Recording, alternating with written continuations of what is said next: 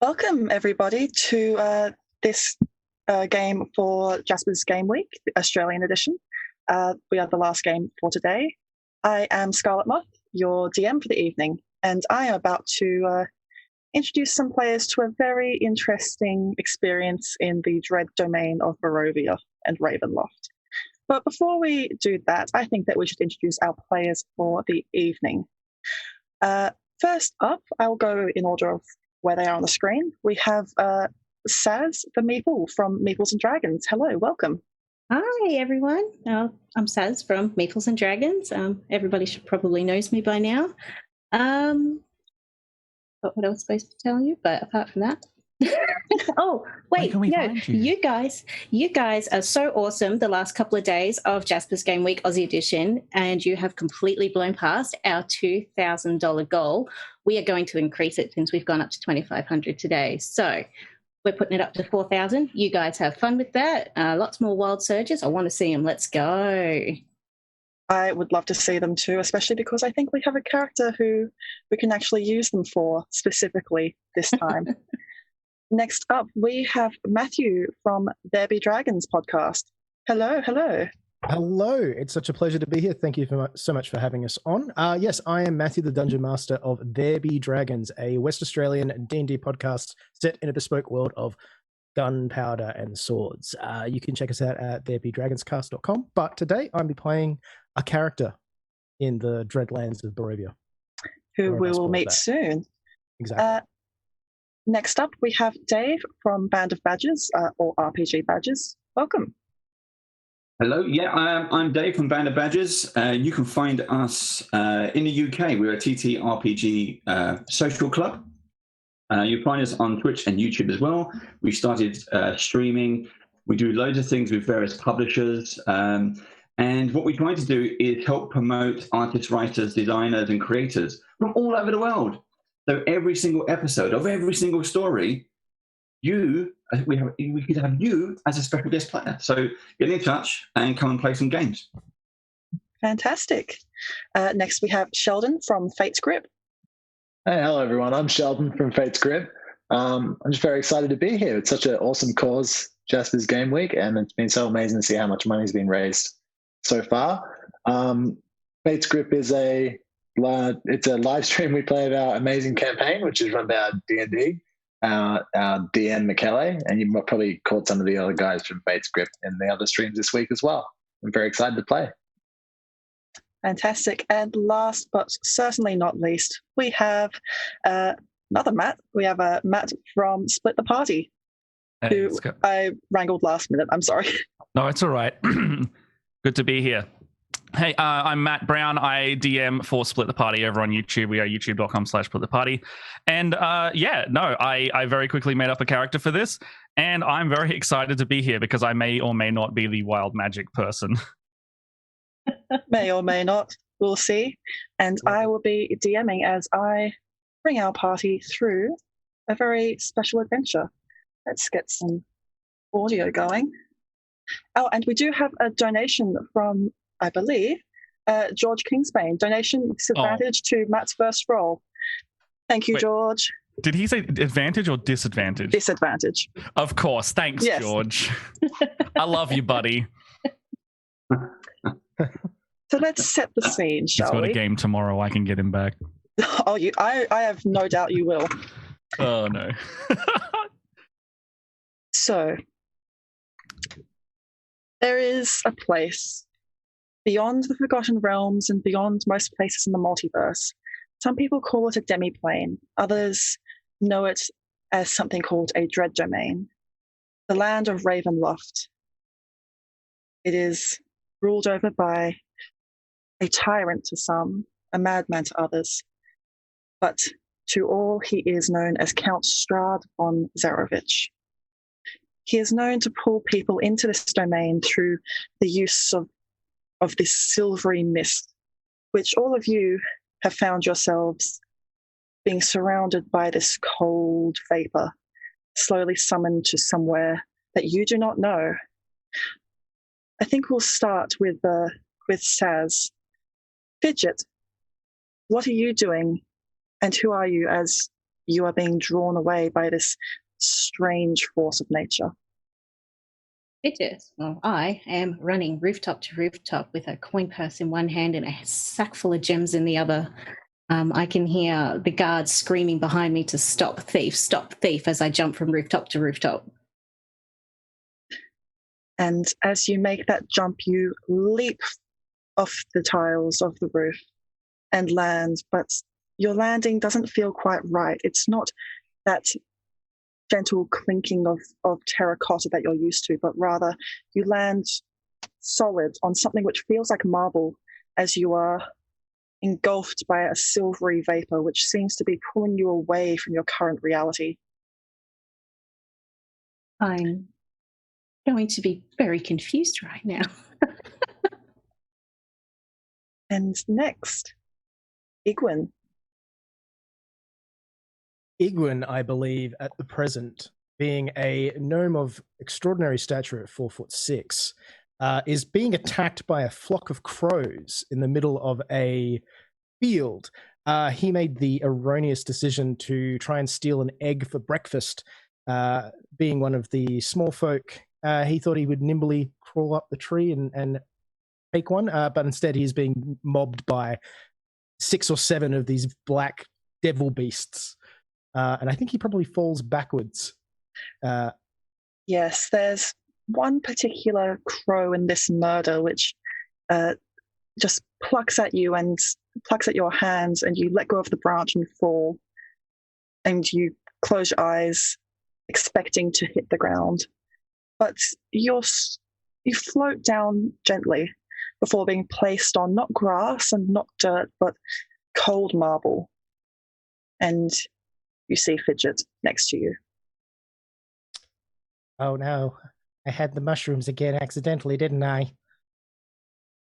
Mushrooms? What are you talking about? The mushrooms, the one that grow in the field. Igwin, by the way, is covered head to toe in spiked armor and has sort of a massive crease on his forehead from, it's like a consistent head injury. So he's quite the sight, and he's muttering to himself.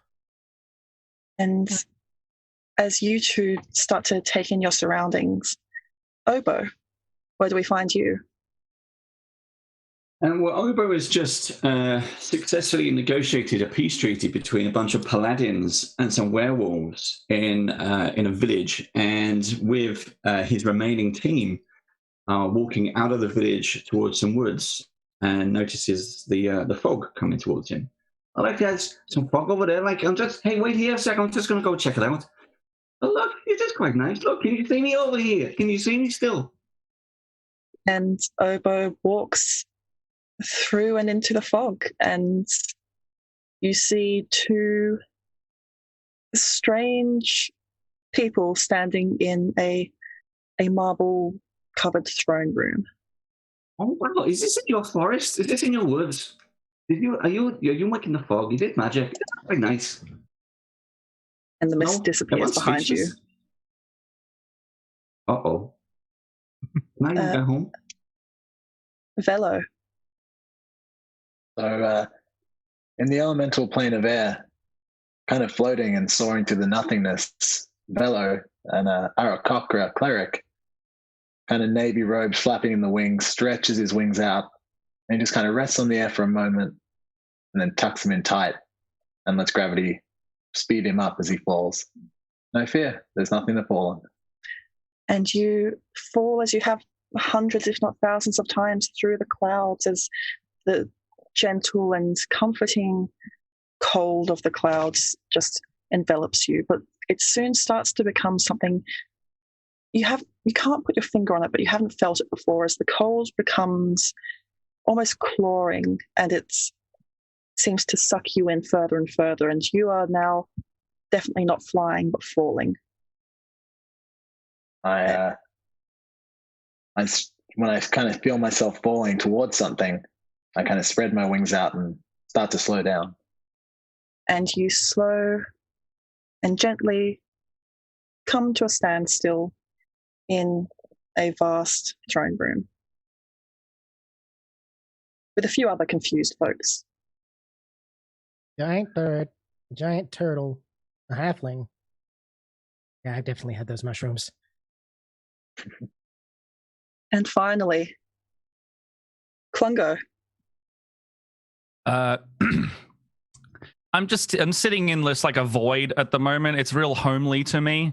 It's real nice. It's I haven't been out of it in a while, and it's just lovely. It's warm even though there's no air. It's comfy even though there's no cushions. It's just perfect, you know. It's great. It suddenly gets cold as a mist seems to rise around you, and then suddenly you pop into existence in front of 4 other lost souls. Hey! Who took the patch? Who got the robe? And I just look around like for anyone wearing like a robe that has patches on it.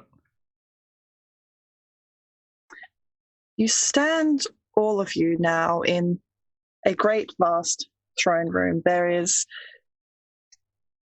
It seems like it's in disrepair. It's dusty with broken windows on some sides, and gentle moonlight filters down through the cracked stained glass. There are cobwebs everywhere, but it's still regal in its own way, as at one end of the room there is a great set of wooden doors, and the other is a very ornate throne atop a marble dais. It's eerily quiet except for Klungo's muttering. Yeah, no, I was in a robe, and then I thought I would come out. And oh, hello! Who are the rest of you? Hi, figment of my lucid dream / yes journey. I am very real. That's what a hallucination would say. Yes, and that's cool. I'll go up to Igwin and just kind of pinch him. No, I don't think we're dreaming. I can hit you with club if you like. You can hit him with club if you like, yeah. I need to point out, I'm a troll, by the way. I'm a big blue toothy troll with like a little bird's nest resting on the top of my flat head. Yeah, Igwin's just taking in the sight. He's like sidles up to Fidget and goes, "No, I'm willing to bet that you or I are the only real people in the room, and the rest of these are figments of my imagination. Is that correct? Are you also seeing the crazy troll and the rest of them?" I'm pretty sure they're all here. You might be having an episode. Are you confused? No, not again. As you look at the blue-skinned troll, you see this wild, magical energy shoot off of him, and let's see who it hits. It's got 5 people. I'm sorry, I am gassy. I flap my wings to clear the air. And as you do, Velo, this burst of magic hits you, and suddenly you clatter to the ground. A sheep. Thank you, D20, aka Chris, for the donation. He was like, "Are you sure about that?" I bleed. Take it back. Well, look, hallucinations or not, and sheep or not, goes over to the sheep and like pats it and goes, "I'm Igwin. I was being attacked by crows. Who are you?" I'm gonna try and say I am Velo. I can speak with animals. You try, and all that you hear is meh. I'll speak with animals. You may do so. Okay. So I'll try and do speak with animals. And are you still in there? Like, are you there? I'm definitely here. Oh, he's definitely there. So now it's a bird inside a sheep. I'd like to be a bird again. Yes, he wants to know if he can turn back. How do we turn him back? Oh, I have idea. Okay. No, I like sheeps. They are tasty. We're not going to eat this sheep. But I'll stand in front of him just in case as well. No, I don't think the sheep's on the menu. Oh, well, club. Club's not going to do it. I'm sorry. Put your half power back on. You hear from behind you a and thank you from Thorum fanboy. Velo now gets a reroll for the next, or whenever you want to use it. Nice, thank you. So you see, stepping out from a side corridor is an elf. Long black hair, definitely pointy ears, pale, but more of a sickly pallor. I see that the party have arrived. I wasn't aware that I had summoned a sheep, but so be it. It's that kind of party. They don't want to let me eat them. It will be a party. I don't know about you guys, but I'm getting some serious bad juju. Where are my manners, of course. I am Rahadin, Chamberlain of Count Strahd Von Zarovich. Oh boy. At your service. Oh, out of game, I know who this is. Oh boy. Yeah. Okay.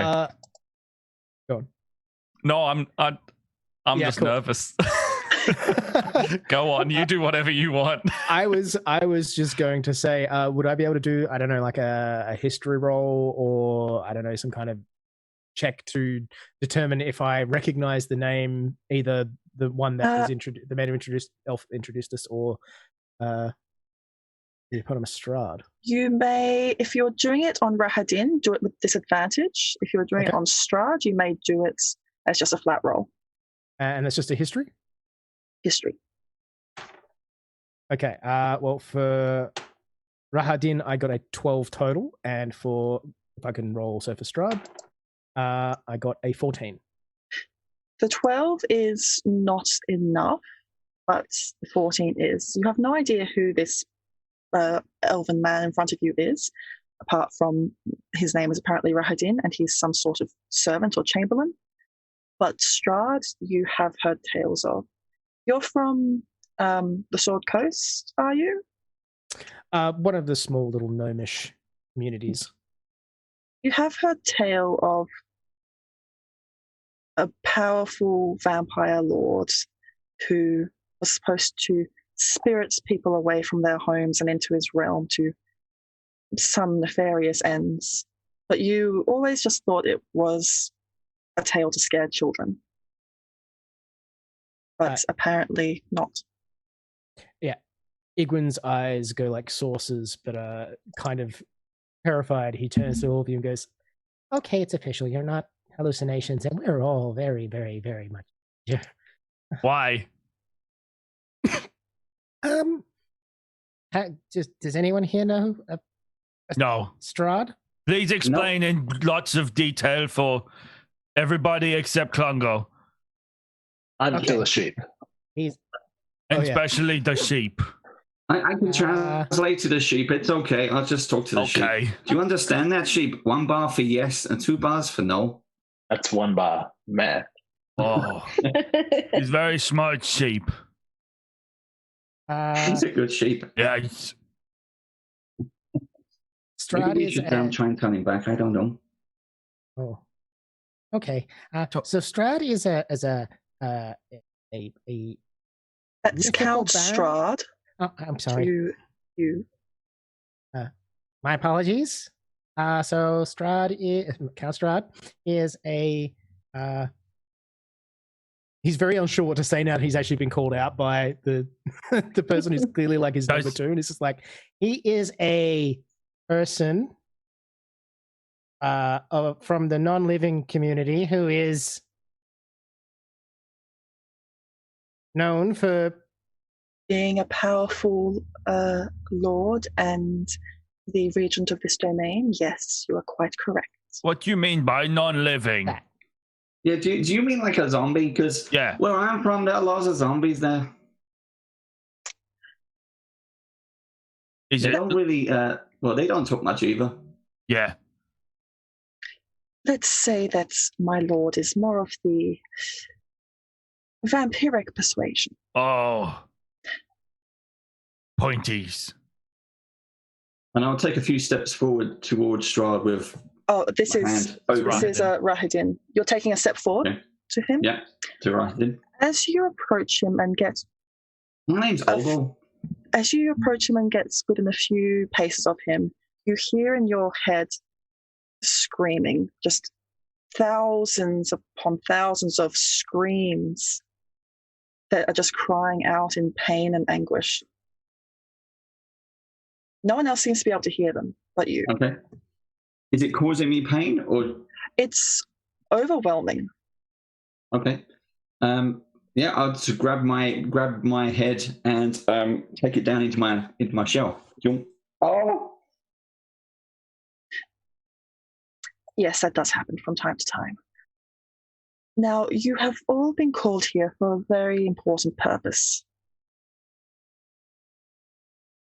And should you be successful, you may be showered in riches and allowed to leave with your lives. Riches? I'm here for that. Let's talk. Lives? I'm here for that. My master is, and he will take some steps away from you, Obo, so that the screaming in your head now ceases. My master is an ancient being. He is the very soul of this land. Yet, he has lost his joy over the many years he has been alive. Oh, well, unliving. It is his... the anniversary of his undeath, very shortly. And one of the servants had the idea of what you call it, a birthday party? Oh, I love birthdays. Is there cake? We would like cake, yes. I would also love cake. I like strawberry. As none of us have been able to leave this realm in a long time, we're not quite sure of the customs anymore. Oh, well, I have this jug, and I pull out a blue jug, and it's got a lot of corks in it, each one a different color. I can put, like, mayonnaise or honey in the cake. He sneers slightly. Well, I'm sure... You don't like cake? I don't think mayonnaise goes in cake is the problem. Oh, you have not tried mayonnaise cake from Clan, then? No, I can't say that I have. The matter of mayonnaise cake aside, we would like you to organize a party for our master.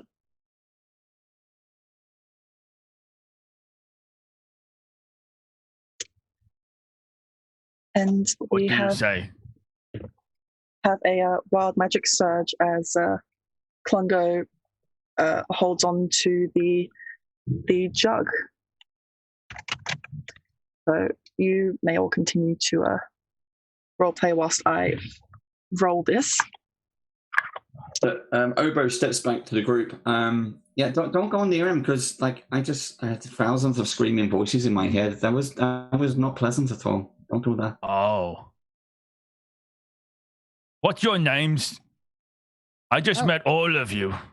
Well, I'm Obo. Oh, as you can see, I'm a turtle. But I've got this gem in my head and a ring for my nose. Oh. I don't know what they do, but they're there. I am Klungo of Clan Klungo. I am Troll. How did I meet you? Yeah. He is sheep. Egwin cautiously extends a hand, but because he's covered in this spiked armor, it's kind of like trying to shake hands with a rather large hedgehog. Oh. You're like porcupine. Also not edible. Just going to throw that out there. No, definitely. Thank you. I have tried this and I hurt my teeth. What's your name, halfling? Fidget. Oh, hello. Fidget. Hello. As you say hello, his magic seems to surge up again and flares out, hitting Fidget as you sprout a feathered beard. Oh, I'm sorry. Klungo burped this time.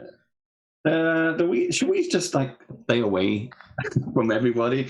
I think I feel like we should go this way. Right? Yeah. Or 5 foot, maybe. I understand my condition might cause some discomfort, which is why I have one of the servants prepared to send with you. He has a list of tasks for you to complete to make this party a success. And shambling out of the corridor from which Rahadin previously walked is a man, almost a man.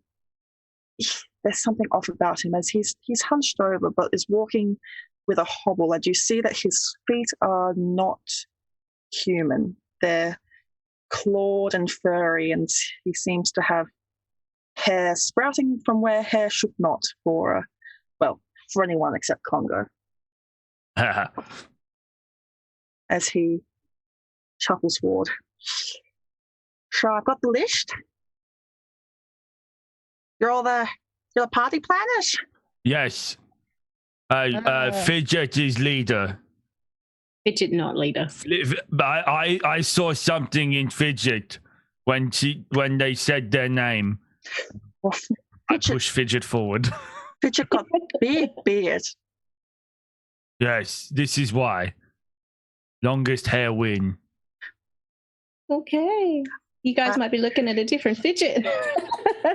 Also, we have a donation from Wootenford, a reroll for Matthew. Hey, thanks, guys. I am going to call you Matthew and you Matt. That's fine. Works for me. Also, Velo, you can make a Constitution save to see if you can maybe through force of will, break this sheepness.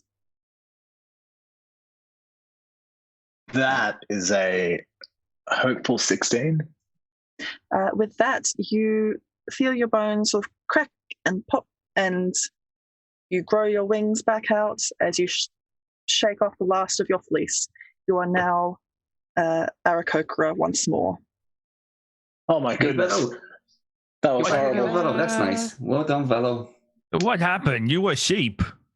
Yes. Yes. Please don't do that again. But you're bird now. Yes, I hope it stays this way. Oh, okay. I nearly ate you. Thank you. No. I no hard feelings. You have my thanks for not eating me. Oh, yes. Pat myself down and stretch out myself in between the two of them, just in case. Okay. So I think there was a list of things we had to do so we could get out of here yes. alive. Hello, I'm Ivan. I help with party, with planning. I haven't seen adventurers in some time. Bit nervous. I can guide.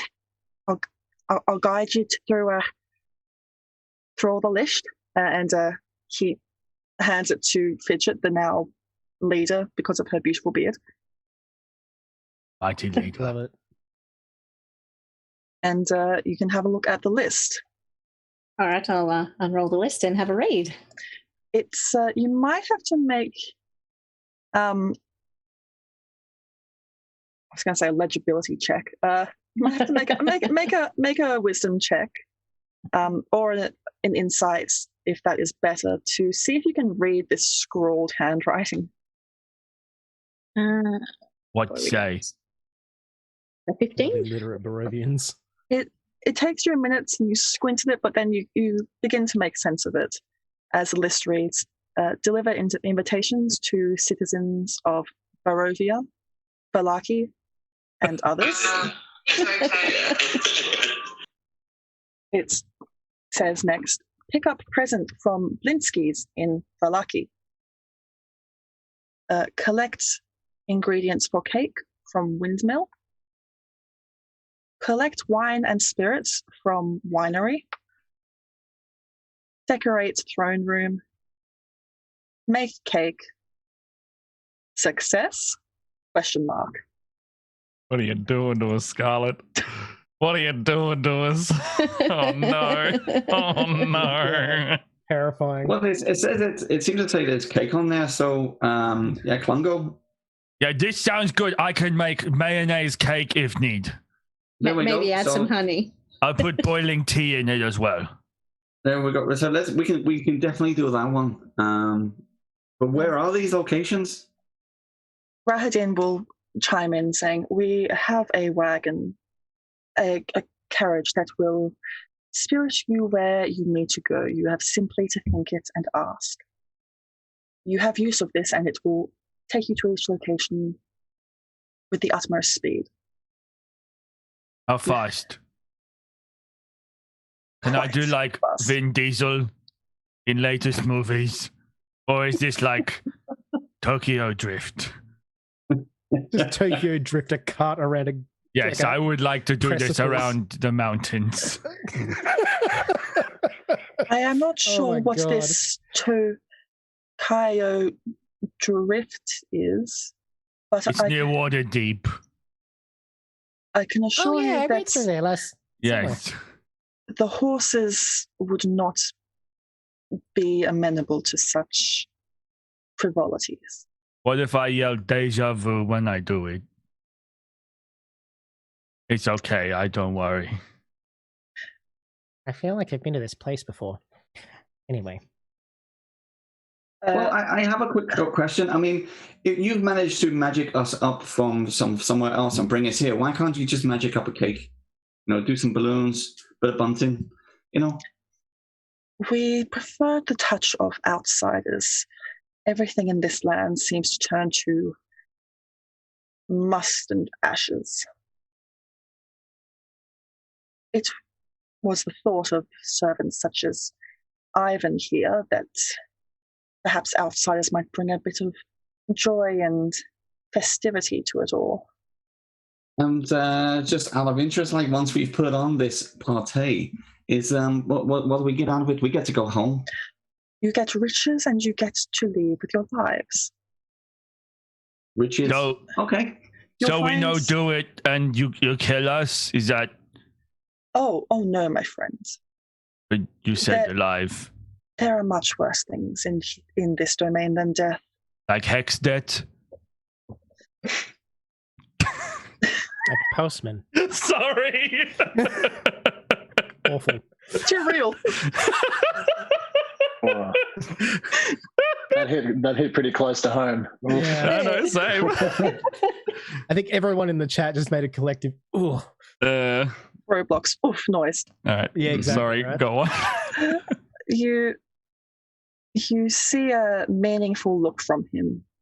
It's pitying, but also concerned in a way. He wants you to succeed. You have a feeling that he has seen the consequences of failure far too many times upon such hapless adventurers as yourselves. And what if we don't get, you know, do we have to get every single item on the list, like? It would be advisable. I guess we better get started then. Yep. I suppose you should. Igwin walks over to Ivan? Sorry, I've forgotten the Aarakocra's name. Oh, Bello. Velo. Sorry, Velo. So Igwin walks over to Velo and goes, so do you think you could fly us out of here, or? I'm going to look up, can I fly us out of here? Because that sounds like a good plan. There is a roof over your heads, for a start. I look up and say, I don't think so. You can make an Arcana check if you wish to try and discern the nature of the place you're in. So that is a 4. I look around very intently. A sky is a sky. You should be able to fly in it, but also there's a roof over your heads. Roofs aren't good for flying. There's if a you roof. If you got out of here, though, maybe. Then I guess we better do the party organization then. All right. Rahadin turns and starts walking away, leaving you in the company of a very enthusiastic mongrel folk. So is what's his birthday boy name? Birthday boy is Count Strahd Von Zarovich. Okay, so how old is Strahd? Is this he's how many candle I need? he had 2, kind of 4. At least 2,000. Oh, Give or take. we might need to go to more than one store. It's a special birthday. It's 2,000. I bet he can drink really fortified wine now. He's old enough. Yeah. Over the legal age. We should probably start. You can talk as we go to carriage. Yes, I have bag of invitations waiting in the stables. Okay. Good. Yeah, let's do that. How many items are on the list, by the way? Moth, the DM needs to count. 1, 2, 3, 4, 5, 6. And So- the 7th is a success. So there's how many here fidget? How many list here fidget? How many things do we need to do? Yes. 6, not including, succeed. So do we split job?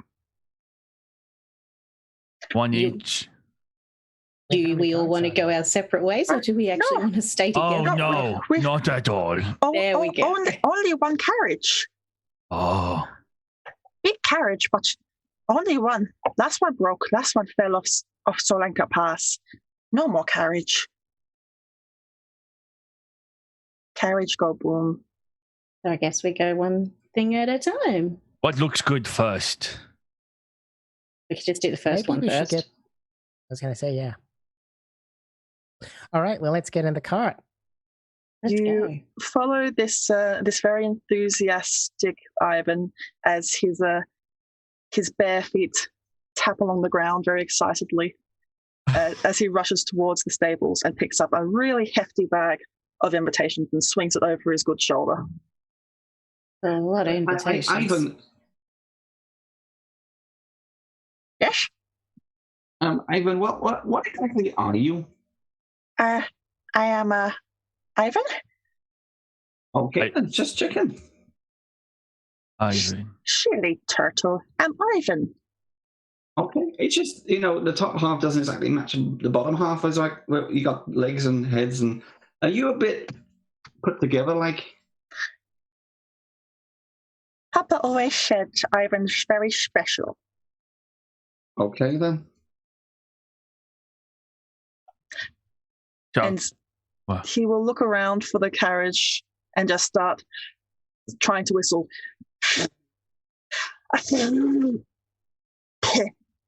Hairy lips not good for. Can someone? I'm definitely going to give him a hand with that. And let out a nice little.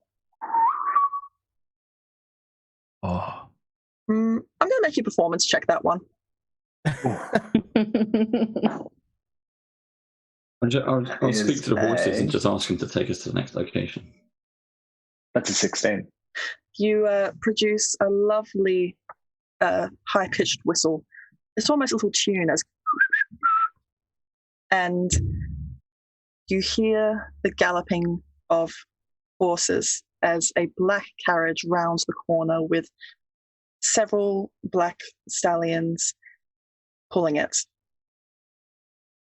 It stops, Terrifying. and there is no driver. There is no one in the carriage, but the door swings open. Wait, there's no driver? There's no driver. This is crazy. This is very many levels of. I can't comprehend this. It's pretty cool, right? Yeah. So I'll hop straight in. That's fine. I'm excited to get in. I'll follow. Yeah, let's go. The interior is plush, red velvet everywhere. I go straight for the minibar. There is actually a minibar as you Open down the windows. open You open a little cupboard beneath the chairs, and there's wine. Very nice. Oh, is it red wine or is it white wine? There are several types. There is something called Red Dragon Crush. Oh, one time I did that. It sounds like one of those power drinks. Red Dragon Crush. I drink that after I have big night. It seems like most of the varieties are a hearty red wine, but you can probably find a mild white if you look hard enough. Igman's not picky. He just takes one and then hands the rest over and just uncorks it and starts to chug. Oh, you're chugging? Oh, well, not to be so gauche, but yes. Okay. Can I go over to Velo real quick? Yes. Are you all in the carriage now? Can I scoot my seat over to Velo real quick? Yeah. And if you're all in the carriage, Ivan will hop in. He'll actually put the invitations in with you, and he'll climb on top of the carriage as the door then swings shut behind you. I'm going to rustle my wings and try and not bother people with them. Yes. I want to like scoot up to Velo and be like, so you're like Birdman, yeah? Right? Yes, I absolutely, kind of like a bird. And just so I can make some room for my wing, I'm going to stretch it out, kind of like an arm around the shoulders. Oh, thank you. No, I'm very comfortable. The window's down. You could pop the other one out there. Yeah, that's a good idea. I'm gonna let that other one flap out the window. Are you strong? Would you be? Are you strong, bird? I can fly for days at a time. I don't know how strong I am. Not as strong as you, I think. Oh, well, and he kind of like gets a little bit timid. He's like, "If you're strong, can you make me fly?"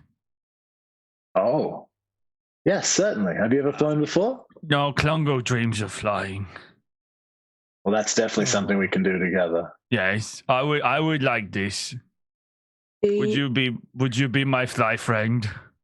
The carriage absolutely. Okay. lurches as you're speaking, and it starts to go forward. And if you look out the window, you can see the countryside traveling past you at great speed. Oh. It's quite a beautiful sight as you look around, just valleys and trees, but it's just all covered with a kind of grayness, as if all the saturation of the color has been leached out. But you are now on your way to the first village. Okay, so I've got this right. We've got Elbow, Bongo, Bello, and Fidget, and then me.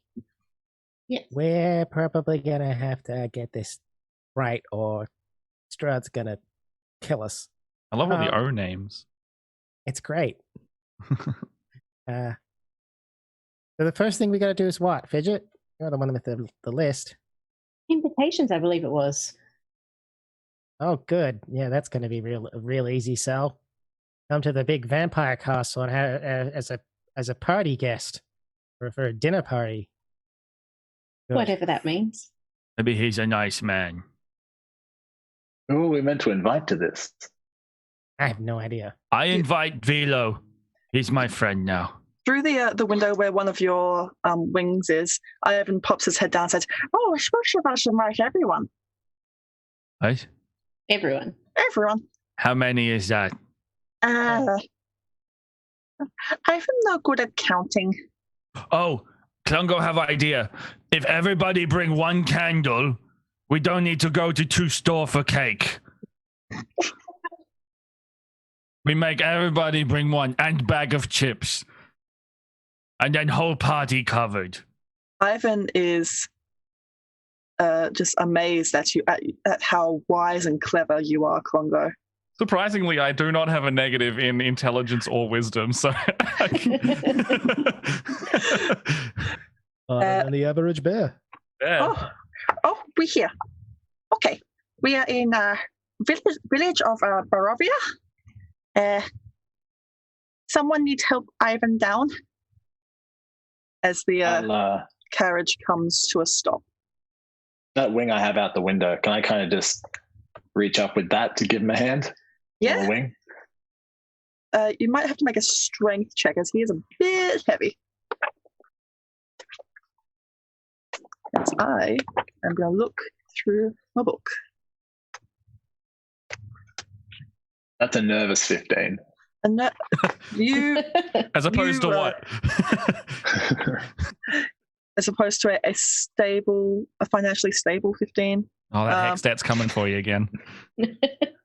You think he might break a bone at first, but you manage to just gingerly lift him down as the doors of the carriage fling open and you arrive in a cold and rain-drenched village.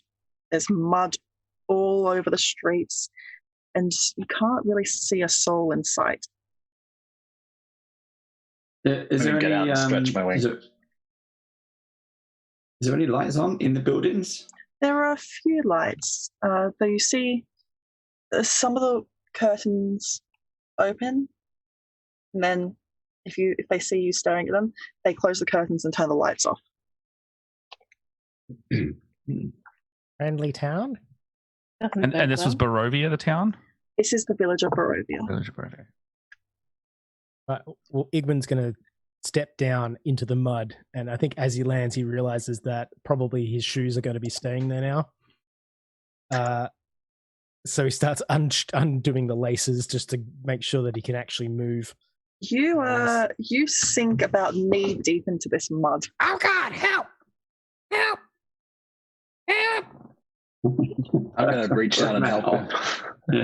Maybe get one arm each. You can make me a strength check to unstick him. I'm just going to watch for a bit. Oh, I'm so sorry. That's in that one. I got a dirty 20. Okay.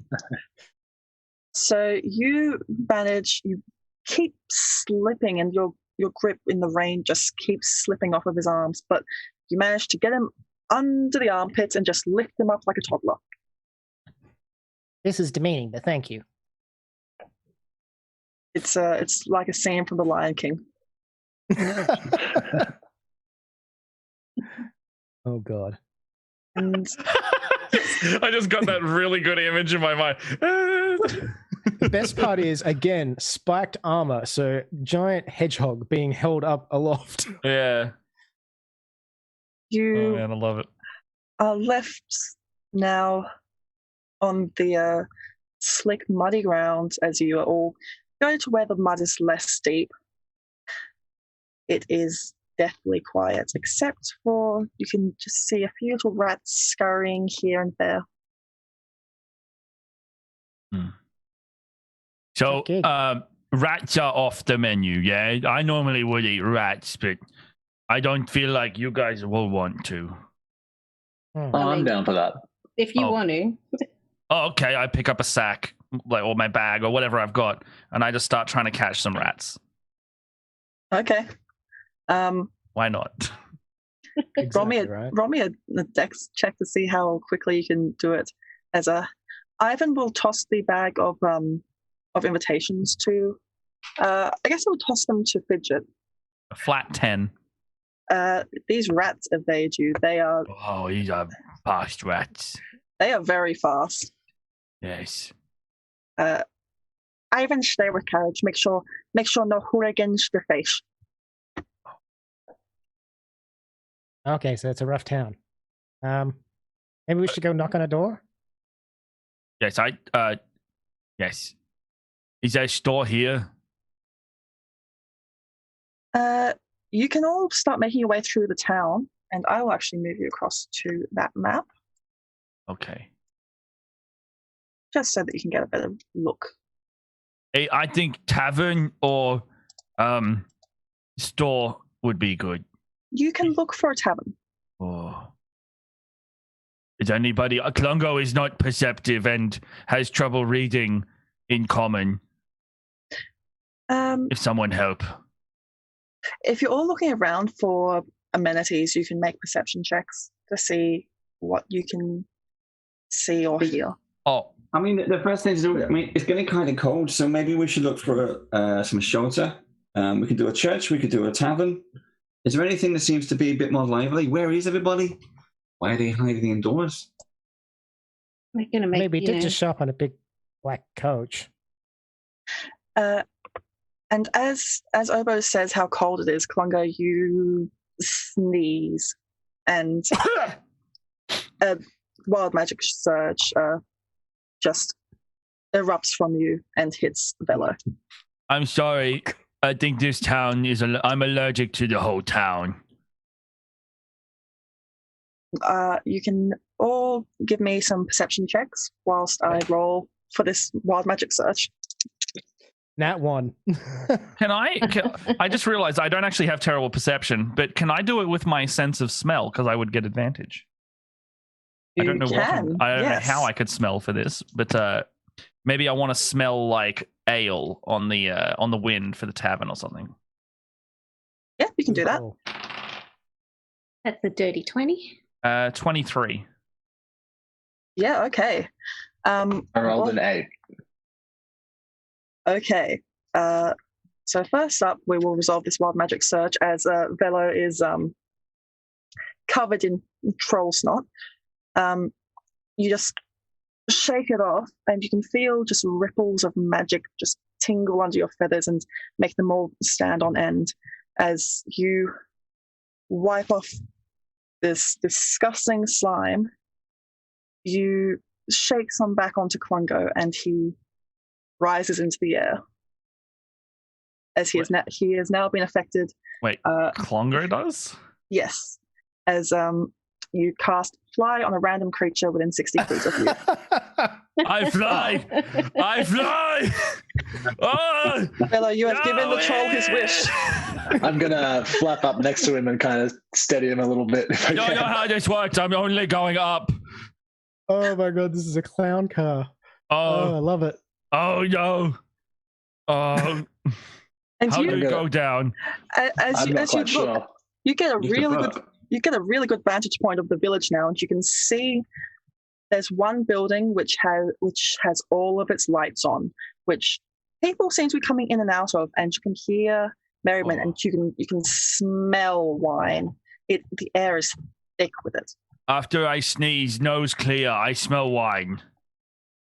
Yes, I smell wine too, but I point down. Well, wine usually means people. People means invitations. I stay out here and fly a bit. You go do what you need. My dream has literally come true. I'm going to let him go and go, how much can you actually move around? I don't know. I'm going to just go up for a bit. I need to check the fly spelling. I don't know how I'm control. I don't know what to do, but I just go up very slowly. I'm just going to go up and just say that 5 feet away, just in case. No, I'm just like, this is great. No, is there a tall building, a church steeple, that kind of thing? There is climb over there. There is. It looks like a church, which is just at the outskirts of town, but it's fairly dilapidated. But you could go up there, or you could just keep going up into the clouds. They look pretty soft. Just remember, if you go up, you've got to come back down. How long I don't know how long I have this, right? You have 10 minutes, but you don't know that. No, I do not know this. Klungo is fine. I go to clouds. I want to touch. Looks like big pillow. Oh boy. This can only end well. This can only end well. Are the rest of you going towards this tavern? Now. Oh yeah, yes, absolutely. Please, we have a bag of invitations to get rid of. Yeah. We got rid of 2 of them. Let's go. We're going to we deliver these to. Oh, I know what we should have done. We should have done an airdrop. Now we have 2 of them in the sky. They could take the invitation and drop it down onto the village. Oh, great idea. Give it to Velo. And Velo can fly him up. And then Klungo can take care of that, and we'll do half of them that way. Oh, come down. I fly on down. Here you go. Take these, fly them up, and both of you just like distribute them around the whole village. Yeah, that's a good plan. So without really properly landing, I pick them up. We can go to the pub. Sounds like a plan to me. We'll have a cheeky beer. What would you like? Chicken Nando's. Chicken palm. So the rest of you, as Bello does a little flyby and snatches up half of the invitations, you come to the front of this inn, which has a sign swaying half on its hook, the Blood of the Vine Tavern. But there seems to be merriment, or, well, what can pass for merriment in this dark place. Lots of dancing and conversation happening within. And it's warm and inviting. It sounds like there's something going on in here, at least. Maybe everyone's at a party in here. Oh, no, is it? I know. It's 2 parties on the same night. Oh, yeah. And everyone's gone to the cool party, haven't they? Don't say that too loud. Oh, yeah. We want them to think that this is the cool party because, riches and our lives. That's also true, yeah. Okay. Yeah, we go in, open the doors. Yep. You go in, and it's actually quite busy for a small town tavern. Most of the people in there, it's the most color you've seen since you arrived here. They are wearing beautiful silks and colorful clothing. The women wearing long skirts, and they seem to jingle with every dance step they make. And they are enjoying the wine, they are dancing, enjoying each other's company. Perfect partying types. I mean, Igwin's going to run up to the bar and then climb up onto it and then go, "Hey, everybody!" The music stops. And everyone just turns to look at you in unison. Sorry to interrupt your party. Seemed like you're having a great night. We were having a great night until you turned up. Fair, I understand. You got more wine or food, or if you ain't got any, just piss off. I could. He was only trying to help. He's only just playing nice. I know a place where there's plenty of food and plenty of drink, and I've got an invitation for you. And then I present one of the letters that are probably just snaggled out of the remaining pile that we have, and I proclaim it proudly in front of me. Again, man in very spiky armor, just and here is a lovely invitation. Probably got something like a by invitation of, Count von Zarovich written on it in big, bold letters. One of the colourful women will very delicately take and snatch the letter off of you and read it. So why would we be going to the Count's house? Because he's invited you, and that's polite. There's also free food, free drink, free entertainment. I'm sure they've got a band on or two, It's quite a big venue. Very posh. Very, socialites, very VIP. And we've got exclusive access. That's just not any invitation. That's a VIP invitation.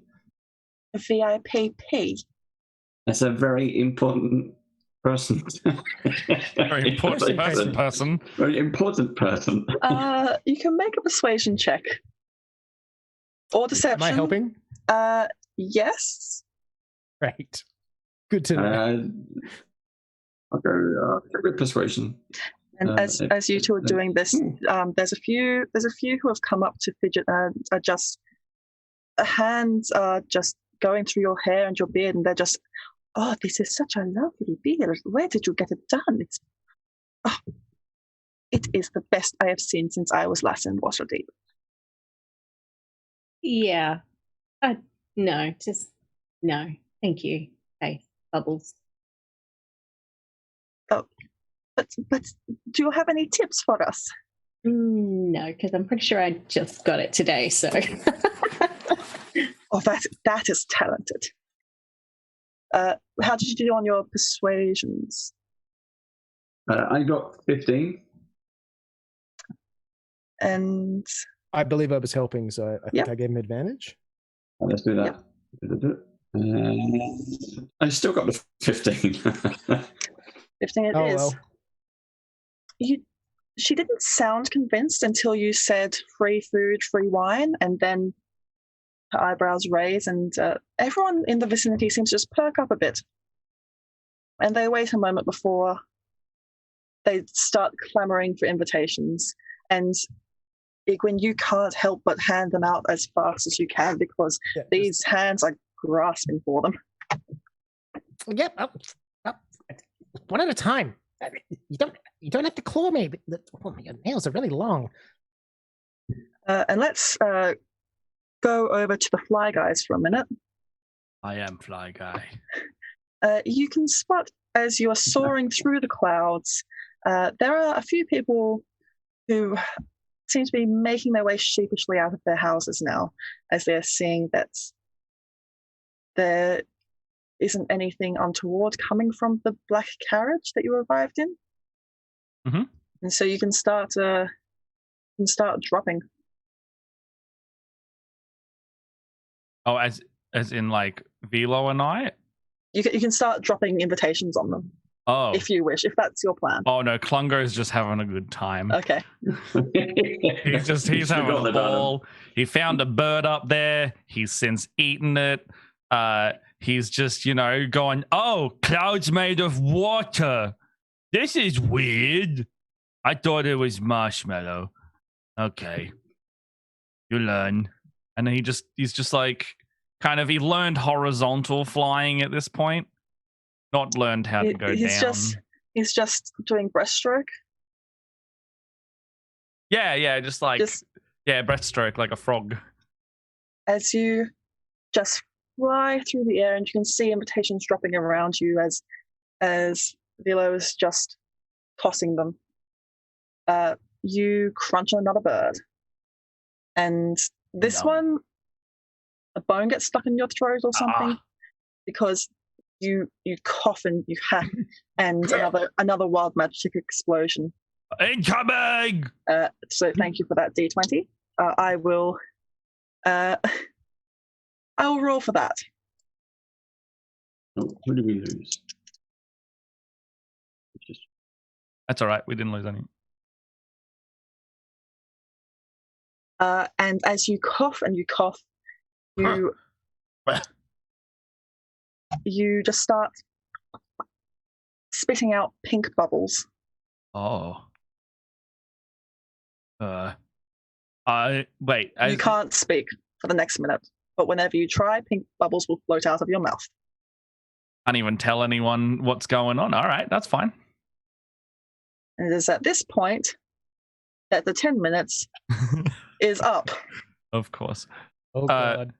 I'm very upset that I'm very, very upset that my time has since run out. And I'm quite angry at this. Can I rage? Just to be like, and I'm like, and bubbles just like erupt out of my mouth, and I get really angry because now I feel myself falling. Yes, you can. Do I see this eruption of pink bubbles in the air? Yes, you can see bubbles going up and a troll going down. Yeah, it's just like, you don't even like, there's not even like a Doppler effect. You just see just like whoosh, some bird feathers go up, and the rest are just like a trail of pink bubbles.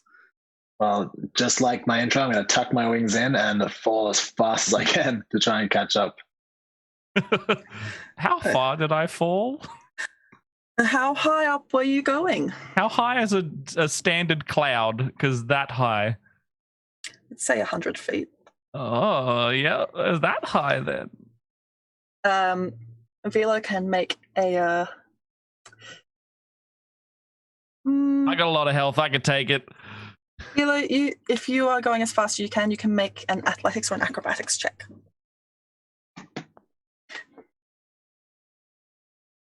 That is a 17. That is just enough. As this troll is hurtling towards the ground, you tuck your wings in and you just swoop in and you manage to catch him just before he hits the cobblestone beneath. Dive back up as you start bridle carrying this troll. Am I cradled? Yes. I go, oh, thank you so much, best friend.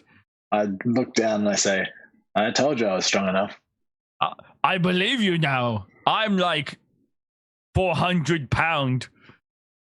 I'm probably feeling the effect of that. Then I'm gonna start to head on down. Yeah, I'm a troll. I'm incredibly heavy. And we're gonna towards the light and noise you mentioned earlier. I stop raging. I feel loved. Word of the night. Someone clip it. The rest of the party, you are now the talk of the tavern. You've handed out all the invitations, and now you are being invited by... You have learned that most of the people in here are called Vistani. They are wandering travelers, and they are esteemed guests of Strahd within his domain, and they are inviting you to dance. And if I can get a party dance from all of my players here, thank you for the donation, Schnauzer. Okay. And you feel almost compelled to, out of kindness for these people, to saving your skin, and maybe it's the wine talking as well. So you all have to actually dance now. Don't do that. I call this one the Congo. What check are we making? Oh, you have to dance, as in the player. Oh, okay. Yeah. It's like really basic. You're actually going to roll. I was going to roll something if I needed to. I mean, if you want to roll a performance check, you're more than welcome to see how well or how badly you succeed. Oh, Klongo's not good at dancing. He got an 8. Okay.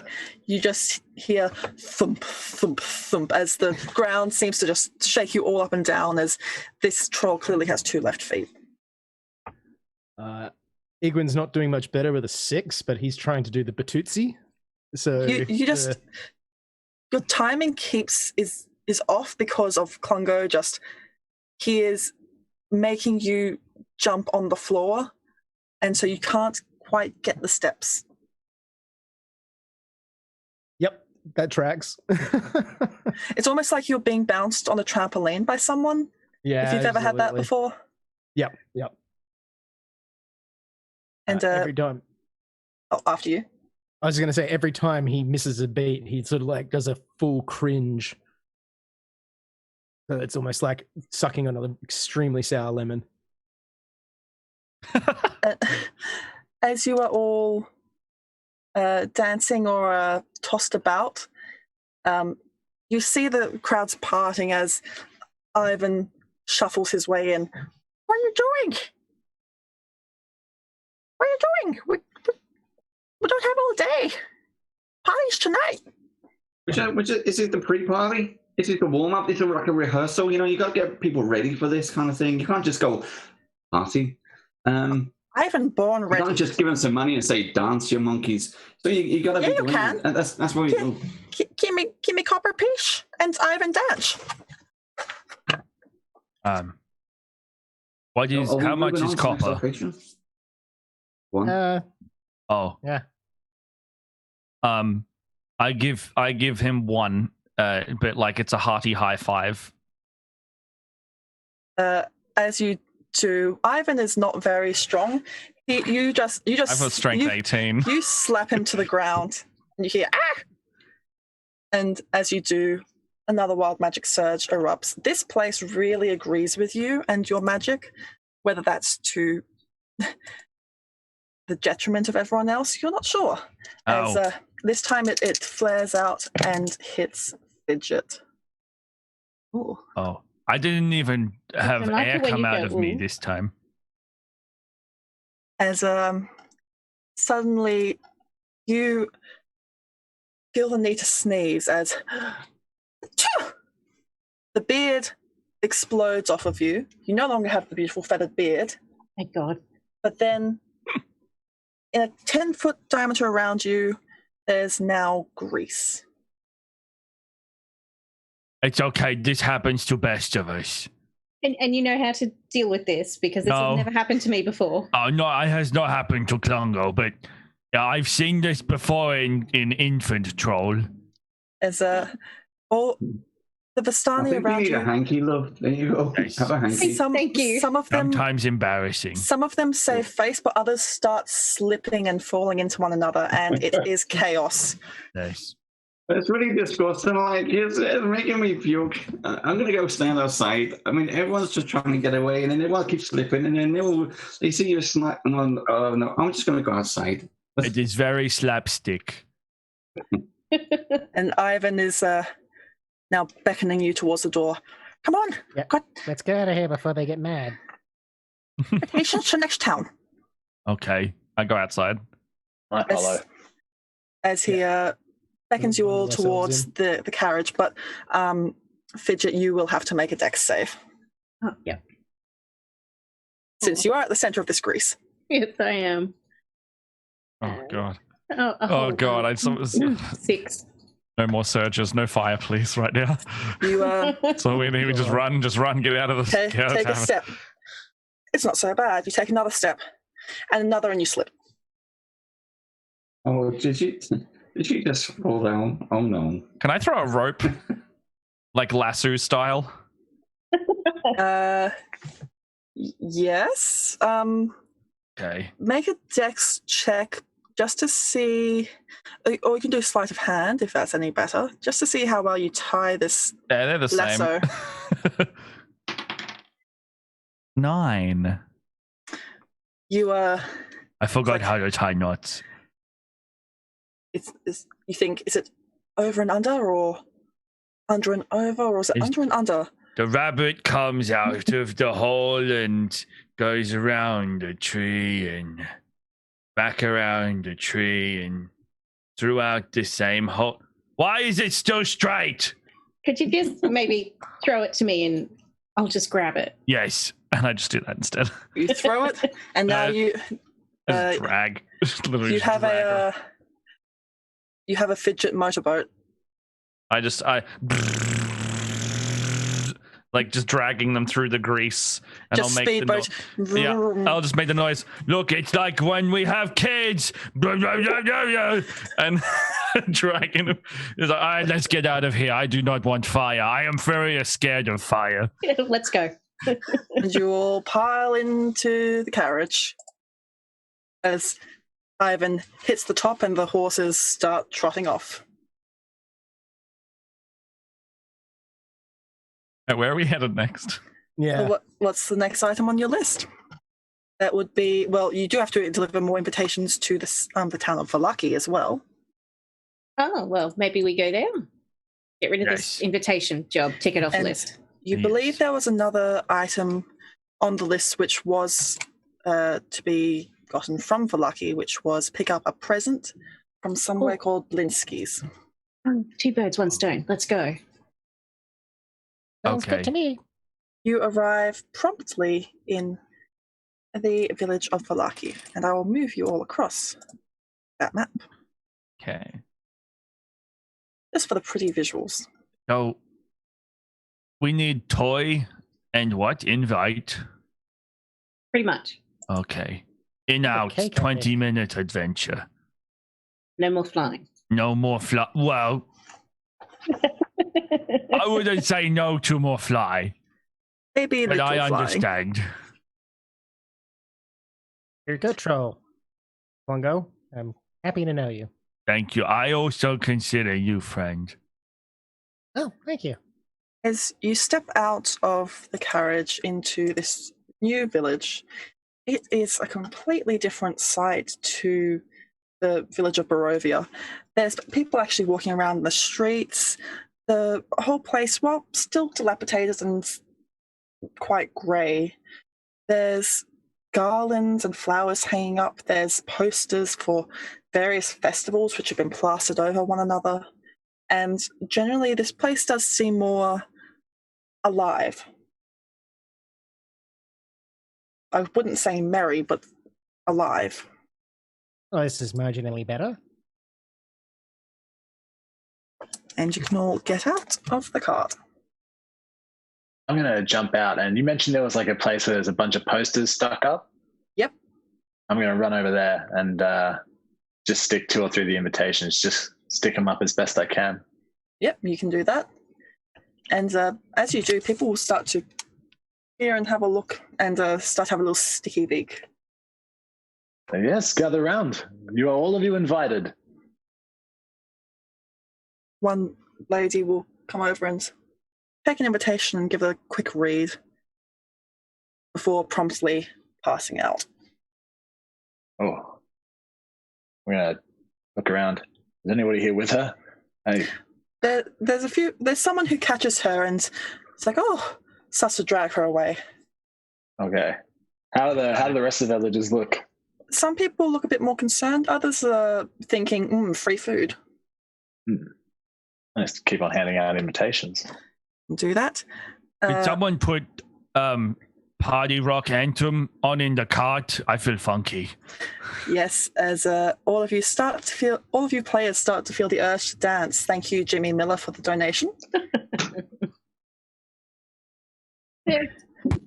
Dance, peasants. Klungo just bobs up and down this time. He's breaking it out now. There he is. Mexican wave. Hey. Wave, ready? I'll go. Okay, Klungo's done. Yay! On the screen. I don't know what the layout looks like, so I have no idea who was next. And the word begins being carried around that there are visitors in town and they're handing out invitations to a party and everyone's invited. There's free food and, more importantly, free wine. And you hear one woman say, I haven't had wine in over a year. We have to go, honey. We have to. He said wine. Why haven't they had it over a year? Excuse me, did you say you haven't had wine in a year? Yeah. There's been a shortage. The winery hasn't been able to provide to us. It keeps getting stolen off the roads. How will we get for birthday? I mean, you could go to talk to the Martikovs. They're the ones who own the winery. What? They might be able to provide you something or tell you at least what's happened with the wine. Obo, what is a Martikov? I think it's somebody's name. Oh. It's the name of the family who owns the Wizard of Wine's winery. Oh. They're not actual wizards, but they do make wine, and it is quite good. And I really want some wine, please. Okay, so we've got more invitations handed out here. Everyone seems to be like, let's go to the winery. There is one more task on your list here, which is to collect a present. From a shop called Blinsky. Which one or all of you can do? Yeah, sure, we'll all go. Yep. I think, yeah. Yes. Keep the party together. So you walk on, not far down past the town square, and it's a cramped little shop with wooden toys and puppets in the window. And there's a wooden sign shaped like a rocking horse there with a bee engraved on both sides. And you can see in the window a little sign which says, "Is no fun, is no Blinsky." Oh, I like this logo. It's simple. Tasteful. And catchy. He must make very bad toys. It's no fun. Oh. And you can go in if you How does wish. he make sale? Let's go find out. Yes. Okay, Yes, I'll open the door and I'll walk in. I leave you to it. I'll follow Obo in. The door, little bell on the door just tingles and chimes as you all come in.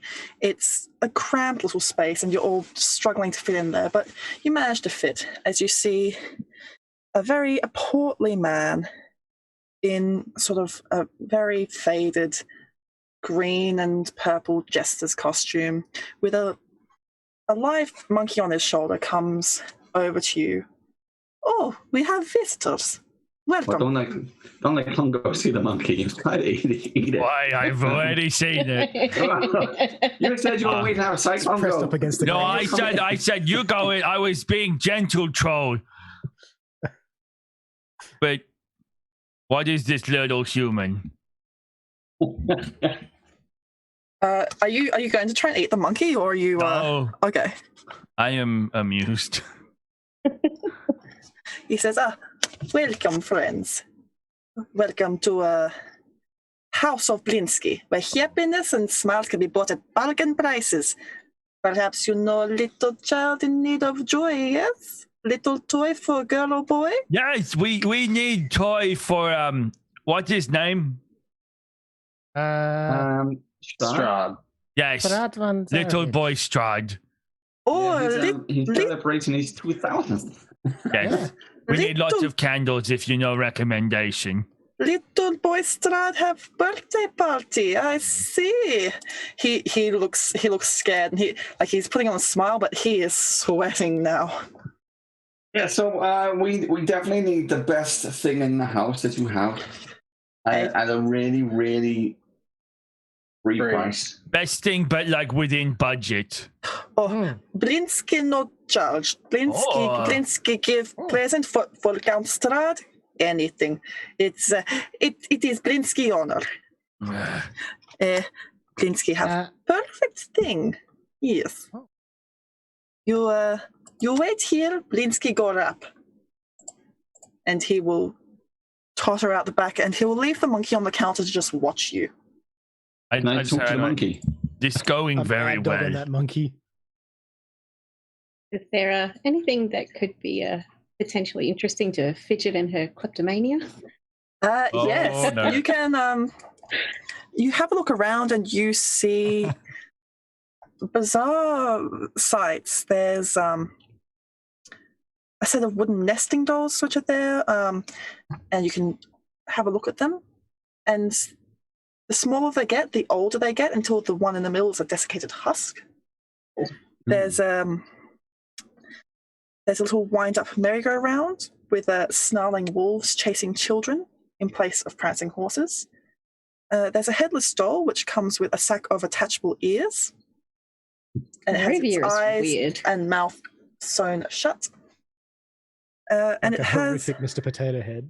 It is definitely a no fun shop, like the sign says. Mm-hmm. It has a little ventriloquist dummy, which is of a pale man with long black hair, but this is not of the man that you met earlier in the castle. This is a man dressed in blacks and reds, and he has a prominent set of vampire fangs. Yeah, no, my kleptomania is going to stay packed away. This shop is a little bit too strange for Fidget's tastes. You sure you don't want to take the children's toy gallows set? No, she's good. So with this monkey, can I want it to like me. Fidget, as you do have a look at it, you put your hand towards the ventriloquist dummy, and the mouth snaps shut down on you, and as you pull your hand away, strange magic seems to flare around you. Oh no. So thank you, Ham, for the donation. I'll get you back next session, Ham. The beard is back. I am not Same joking. Role? Same role. Wow. Love it. Fantastic. I'm going to have to update her model. Meanwhile, Klungo, you are attempting to communicate that you are a friend to this monkey. Yeah, can I do like I don't know, I want to do maybe like an animal handling, but I want to be friends with the monkey. You can make an animal handling check, but you would do it at disadvantage. But you could always talk to your friend Obo. He did say he knows how to talk to animals. Obo. I can talk to a monkey. Hello, monkey. I don't even like do anything. I go Obo, and I'm like pointing at the monkey with a big smile on my face. So you're talking to the monkey? Yeah, I'll speak with animals. Yeah, what you want? Oh, I just wanted to know. See, my big friend here, he probably wants to play with you or eat you, or probably both. I don't know. No, but, where did the man go? He went out the back. And can you tell your friend I don't like the idea of being bored? Thanks. That's not really my kink. No, it's okay. I'll just shuffle between the two. It's the monkey doesn't want to be eaten, Congo. I want friend. He says he wants you to be his friend, but I'm interested in what's the most valuable thing in the shop. What do you think? Strahd would like, because if the man's gone out the back, is he going to come back on the back? Oh, he's coming back. He's wrapping up a very special present. Okay. Can you give me any hints? We don't want Klungo to peel back the wrapping. He's very curious. I would do that. It's kind of present. It's a surprise, so you should just shut your eyes and shut your mouth. Okay. This monkey's been a little bit rude to you, Klungo. Okay, doesn't want to play with you. I pointed at him. I'm like, said, listen here, you little. I want to make sure you are not being rude to me, or I will you up. Okay? Okay. Wait, Turtleman. Tell the same words. Can you tell that this blue buffoon that I have been around longer than his mother, and I will heck him up. What'd he say? What'd he say now? You don't want to know the monkey's like standing here like this. Yeah, big monkey. Big man. He's big man, huh?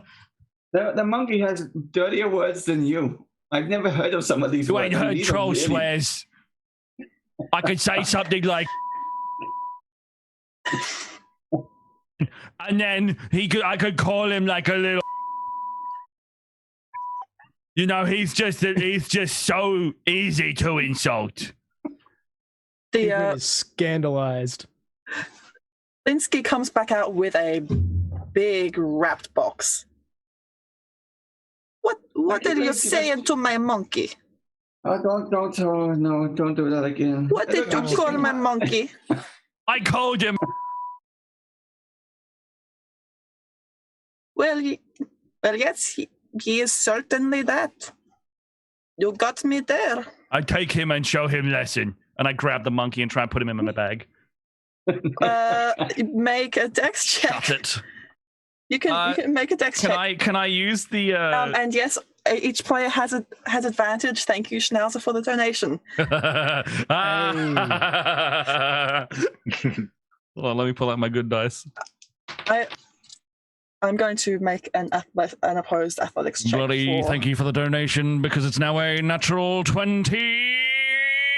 Oh yes, the monkey does not beat it. The monkey got a 19, so good for the donation. As you grab this thing, and I just shut the bag, and I'm like, "This mine now," and I just walk outside. That monkey belongs to Blinsky. I don't care. Monkey get annoying anyway. Here present, you send Strahd Blinsky. You give guests many business cards. Sure, whatever. Yes, and he just starts handing you several boxes of his business cards on top of the large box. This box is about the same size as you, Igwin. Did you get this from Moo, or was this express delivery? Is one of a kind work. Oh, okay. Is custom made. Yeah. He's kind of just like eyeing the struggling, what I assume is a struggling bag, being like walking out slowly, like maybe a monkey going, oh, like as he leaves. He's just kind of a little bit distracted, so he's like, yeah, whatever, man. And if you're all, are you all done here? I'm just gonna walk forward and hand over an invitation to Blinsky before we leave. After all that, we invite him to the party. Love it. He will take and say, well, if I have invite to party, I guess Blinsky going to get dancing shoes ready. That might be a good idea. Yeah, fun for Blinsky. It's no fun, it's no Blinsky. You get me, little friend. Sure. I think you need to work on the marketing. Oh, why? Okay. All children, they love miniature gallows. It prepares them for town lynching later on. Operating or partaking? You get no answer. Yes. Okay.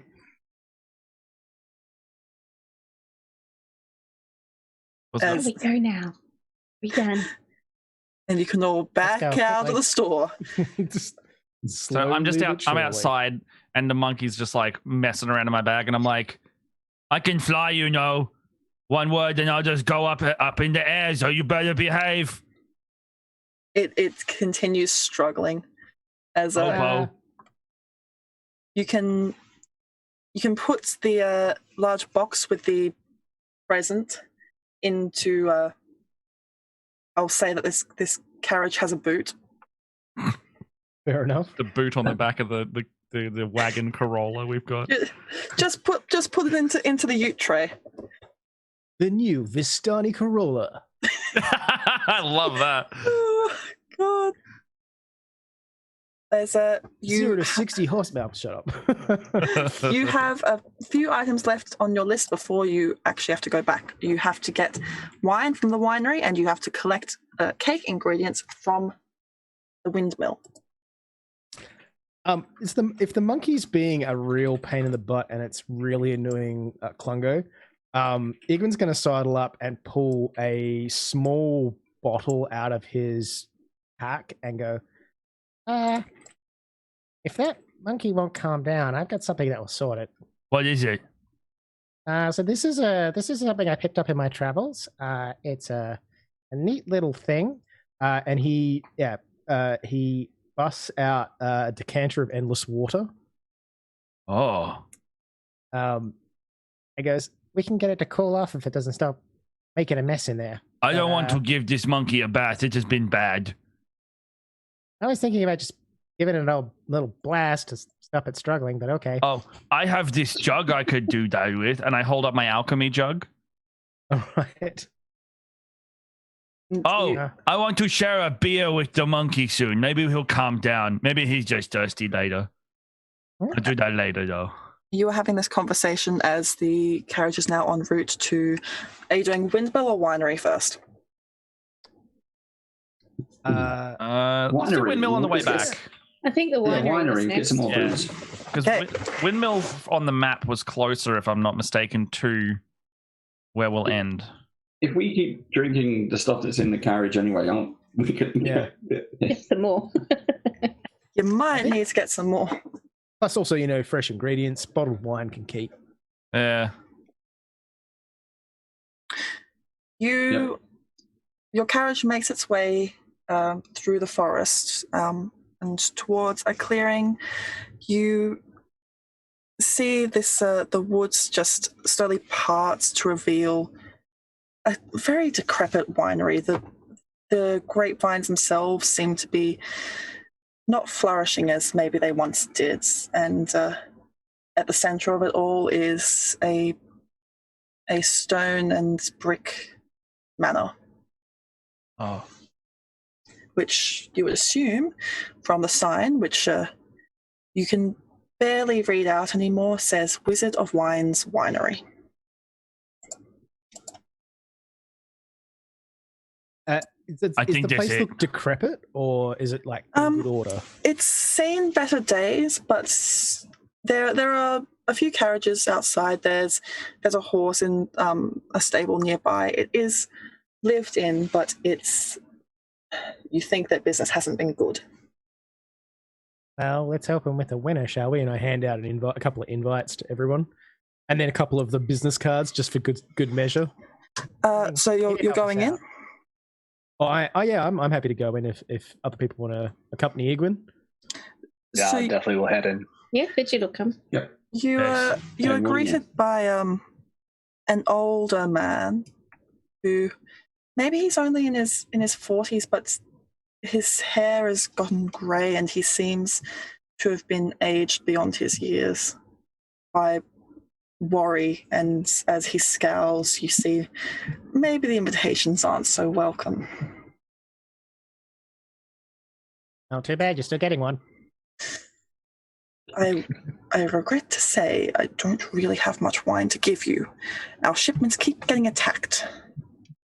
Oh, I can definitely help with that. And he says with a bit of a manic grin. The big crease in his forehead gets a little bit taut.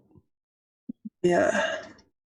The last shipment, it was supposed to go towards the town of Kresk, but I believe it got lost somewhere between here and the windmill, the old bone grinder. You can probably thank old Morgantha who lives up there for that one. Is bone grinder? What is bone grind? That's the windmill. It's the name. Are we going there? Don't you make your bread from there? Oh wait, that's Jones. My apologies. Sorry, so we already going to windmill. Well, if you could get some sense into old Morgantha up there, maybe she'll hand over some of her wine. So Morgantha's in windmill, and we're going to windmill, and then am I on right track? I think so. Oh, cool. Do you know how to also make monkeys behave? What is a monkey? It's like a human. How to describe?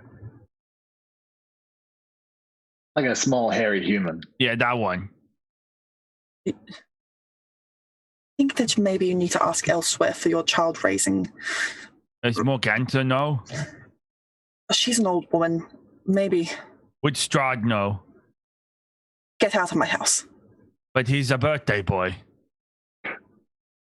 Yes, well, you can tell that son of a... Please leave. One more question. Where do I buy candles? He looks frustrated and he... One moment. I don't understand why he's being so rude. I'm just asking questions. Yeah, I don't like this guy. He will come back with a box of large, like really thick wax candles. Oh, big candles. Oh, now that you have your candles, please leave. I do not wish to invite the devil Strahd's wrath upon this winery. No, he's just a little boy. But thank you for the candles. And I walk out at the very least. Okay. I just leave one of the invites and like one of the business cards on. I don't know if there's like a side table near the door. I just pat out the door. I just saw this. The monkey reaches its hands out and tries to snatch one of the candles. Hey, stop it. You slap him away and set off a very large burst of magic. Yeah, the monkey's frustrating me. I'm leaking magic right now. Few different rolls I have to make here. Thank you for the donations, Dragon Sphere and Asher Dukes. So we have... Is that 3 total? 3 total. Yeah. So we've got a surge for Oboe, for Velo, and for Klungo. Oh no! Please not sheep. Uh-oh. I won't be able to deal with the monkey if I'm a sheep. So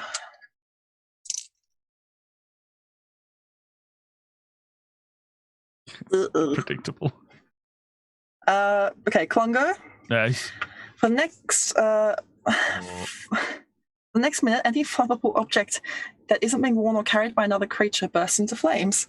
Any flammable object that you touch. So I have my bag worn by me, so that doesn't catch on fire. So what catches on fire right now? Bunch of the invites, surely. Fidget knew this should be running. Oh, my candles! The candles! No! Go back! Oh, no! I need all the candles! Sir! And I just run into the building and I'm like, I need more candles! And I knock on the door. Candles! Oh, no! Oh! Oh, I'm so afraid of fire. This is my worst, literally the worst nightmare. I've had my best day and my worst day all in one. Oboe, you are surrounded by illusory butterflies and flower petals for the next minute, except as they erupt from around you, they seem to almost wither and die, and the butterflies morph into bats. I was chasing after Klungo just to say blow out the candles, and then the butterflies appeared. I'm like, oh, these really nice. Look at that, it's so beautiful. And then they start coming to ash. The butterflies away. Like, oh no, catching on fire. God. Yeah. No, that's it. You made I was really happy and now really sad. I am so scared. And my butterflies, Klungo. I'm going away from everyone forever. Velo, I am really sorry. You don't become a sheep this time, but you turn into a potted plant. Return of the potted plant. I kind of just list in the wind.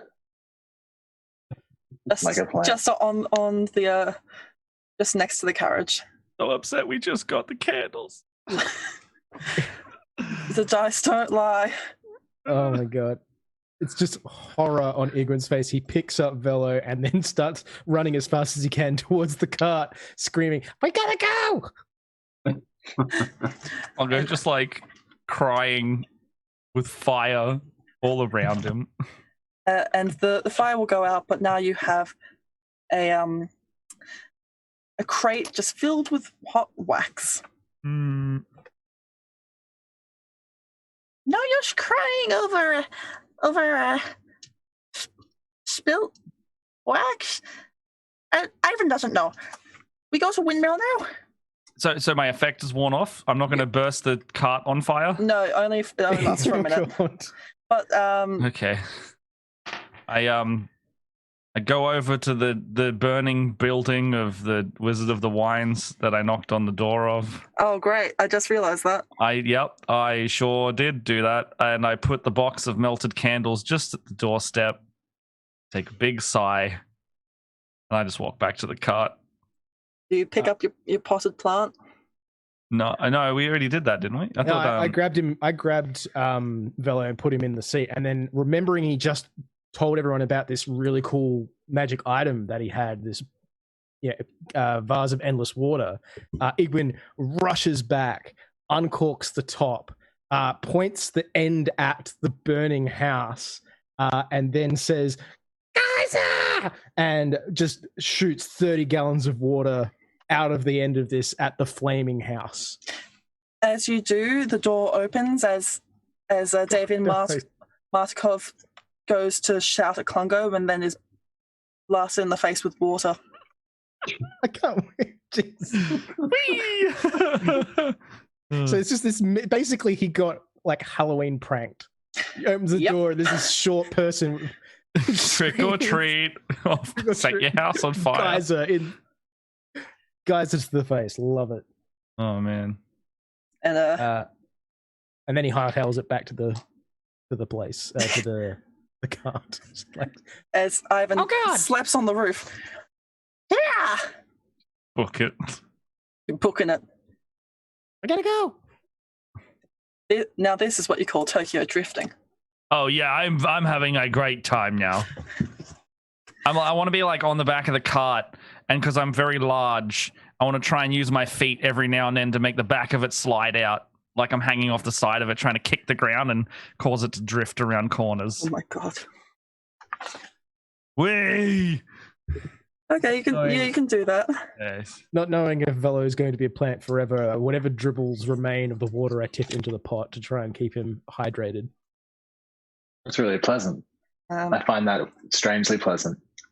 Refreshing, isn't it? Yeah. He pops back into his avian form, still dripping a little bit, but no worse for wear. Sorry. I look around. That was a lot better than a sheep. As you arrive at a ominous-looking windmill. It has seen better days, as everything in this place seems to. But it's looking better than some of the villages.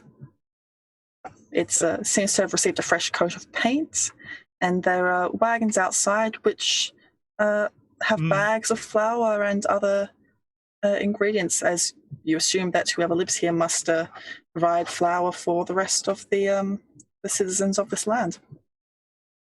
So, Old Man Burning Vineyard told us that this place is the woman who runs it's gone a bit mad and probably looking for a fight.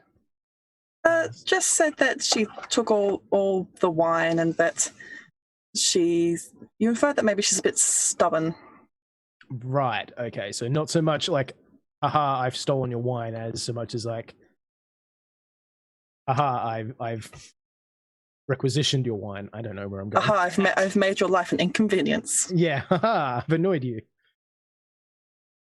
And also, we have a donation from Dab Queen. Can all the party please dab and dedicate it to Asher? All right. Yeah, sure. We better get a countdown on this. Sure. Okay. Yeah. 3, 2, 1, dab. Asher, this is for you. All make your way towards the door of the windmill. Dabbing the whole way. As your arms just get an irresistible urge to just... The dark magic of this place is just pulling us in a northerly direction. Getting the wings into it. Yeah. Doing it with the arms and the wings. Oh, damn. That'd be rad. It's double like dab.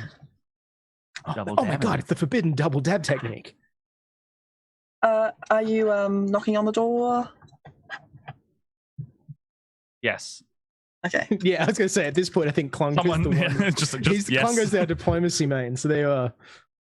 How did this happen? I don't know how, but sure. Because no one's going to screw with a troll going, hello, I'd like to talk to you about... That's fair. He's not trying to kill anyone, so yeah. Have you heard about our Lord and Savior? Troll Jesus. No one's asked about that, actually, so if you want. A decrepit old woman opens the door for you. Oh, hello, dearie. What can I help you with? Oh my, you are rather large, aren't you? Oh, no, he's just a bird. Thank you. What can I help you with, my dears? Oh, there's so many of you. What? Come in. Let old Morgantha help you. Okay. Oh, you're the lady. You're the. Oh, hey, I was told you could help me with this monkey, and also we have a list of things for a birthday boy. Oh, is it that delightful Strahd's birthday? Yes, it's his big birthday, and we burned all the candles, so we need more candles. Oh, I'm not sure I can help you with candles, but I might be able to help with other things. I noticed we noticed you've also got those wagons outside, so you've probably got a lot of the stuff we might need. We're also looking for candles and ingredients and wine. Do you happen to be stocking up in here? Oh yes, we have a flour. We have. I must admit, I do have a fair bit of wine stashed away for special occasions. Of course, me and my sisters, we enjoy a little tipple every now and then. You have family? Are they coming to party? Oh, are we invited? I stuffed That's a great question. Invites into Klungo's hand. We do have invites for them. Yeah.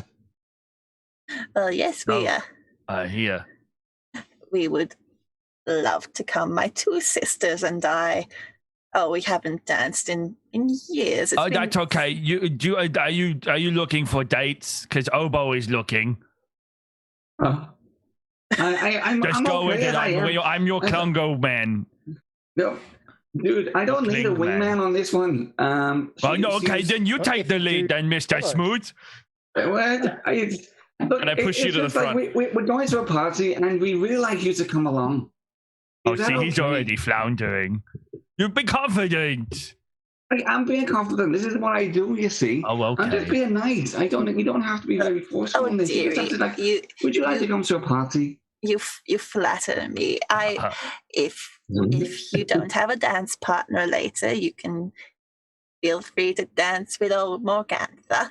Yeah, I'm sure Klungo would like that. He has this quite interesting This is for you, Obo. He does like dance up and down, but again, I jump a lot, but you have the fancy feet. It's only for when the money's in. When the money's in, then everyone does a little bit of good old dance, make a little love, but not with me. No, not for me. He wants to get down tonight, is what he's saying. He wants to do a little dance. Well, I'm sure we can arrange that. But where are my manners? I'm going to take one for the team. Oh, no. You wanted... take one for team. These are lovely ladies. You wanted flour and wine? Did you also want some sugar or... Yes, all. And eggs. I'm not going to ask for the sugar, no. I'm not going to ask for sugar. We can definitely do any of that, But would you like to come? We can put all the ingredients into our carriage. We've got a magic carriage, you see. We've got a mini bar. And you can come with us to. We're going to Strahd's place. Put on your formal best. I will let my sisters know. Yes. We have our own carriages. We will get the ingredients sent up to you. Don't put on your ruby slippers, like. Yeah. She shuffles over to start piling a few bags of flour and some barrels of wine into towards the door. But you notice that she does give a strange look towards Fidget. It's the beard, isn't it? Are you lost, child, or? No. Nope. I'm with these guys. Not lost. Why would you bring a child along to a party? What? It's a not party. A child. I'm just little. Oh! You have my apologies. I thought you were perhaps a child. No. I don't understand this interaction. Not a child. Carry lovely sharp knives. Very good with them. Oh. Yes. But what you mentioned, of course, I don't like to do things for free, even for someone like Count Strahd, you see. You mentioned something about a monkey before, my dear. The monkey's not for sale. That's Klungo's monkey. That's my monkey. Well, that looks a lot like the monkey that dear old fool Blinsky down in Valaki Yeah, he called me a... So I gave him the words back. And then I took him. Well, no monkey, no wine, no flour, no sugar, no dance. But no, monkey is the key to all of my friendships. Just out of interest, what are you going to do with a monkey? Well, you said you wanted me to teach him some manners. I can teach him some manners. Oh, Klungo has this underway. I will return him to you at the party. What say you? I say no. Then no wine. Oh, I turn to her and she drive hard bargain, but I do not want to give monkey to her. Yeah, I think you should just for a little while. Yeah, just for a little while. Okay. Oh, are we really sure that we're going to get the monkey back? That's what I thought. I don't want monkey to die. Otherwise, I would have eaten him already. Klungo, what if she promises and crosses her heart and hopes to die? Okay, you promise to not hurt monkey. Otherwise, Klungo will come back. You have my word, and what he said, you will die. I swear it on my own heart and that of my sisters Bella Sunbane and Ophalia Wormwiggle. So if monkey does not come back, this little man and Klungo will come and Klungo will watch him kill you. That is a fair deal. I would love to see you try, sweetie. Yes. I have good faith in his ability. He's like a porcupine. Oh, well, that will be delightful, won't it? I could throw him really hard. But very, very especially important, I am not a porcupine, nor am I a small child. In fact, I am a freakishly tall gnome. Gnomes aren't children. Taste not good. Well, the monkey, and here's your wine and your flour. I will return him to you at the party. Can I roll insight? Yeah. Okay. I don't trust her at all. Oh, my insight's not very good. 13? I'm going to roll an opposed check. I knew it, bloody deception. She just seems like a senile old woman. Okay. I can teach you some. I think Klungo, this is the best deal I think we're gonna get. We're against a clunk at the moment, and we've still got to set up we got to put all the decorations. Do you know how many balloons you have to blow up yet? So we got to do all that. I do have big lungs. Yes. Oh, I think we should take this. Take the deal. Okay. So if you can teach the monkey some new tricks, let's do that. But then put on your party clothes, get your ruby slippers, and come join us at the party. Oh, it's been so long since I danced. Oh, please. I will see you there. With the monkey. With the monkey. Of course, sweetie. Put him in a little suit.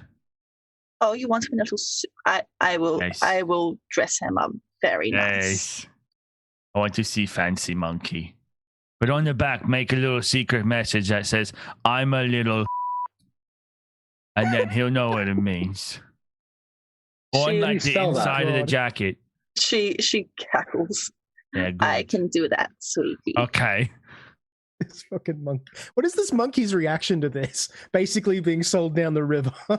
Just speak with animals to get it, find out. You know that picture of the puppet monkey that just is side-eyeing? It's that. Yeah. Just like.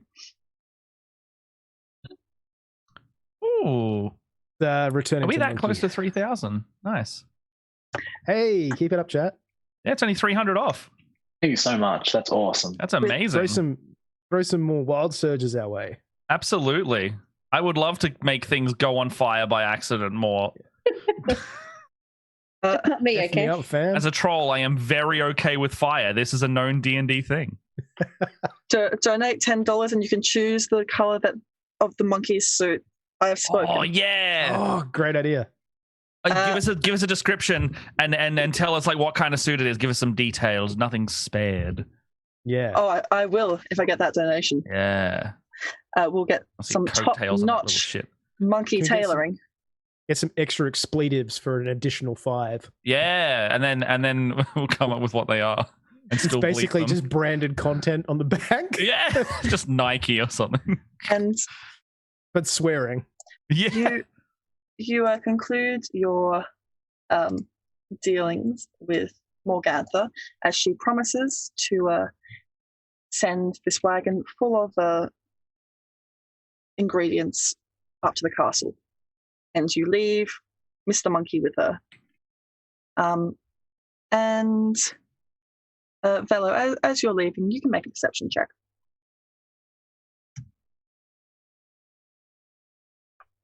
That's a 14. As she closes the door and just waves, "Bye-bye now, dears," and just clicks it shut. In that gap between looking at her and the monkey on the floor, you can see small human bones scattered over the concrete floor. I'm going to turn. Keep walking, everybody. Keep walking. It's okay that human bones. Try not to think about it. Keep on going. We're so close. I'm gonna turn away and just suppress that deep with myself and head back to the carriage. Just push it down. Push it down. I'm just saying they better not rock up to the party. That's pretty much it for them. Oh man. And thank you again. Hag things. Thank you for the donation, Dragonsfire. We'll have a wild magic coming up shortly, as well as an advantage for Obo and a disadvantage for me, the DM. So that will probably come in handy for you soon. That's a first. You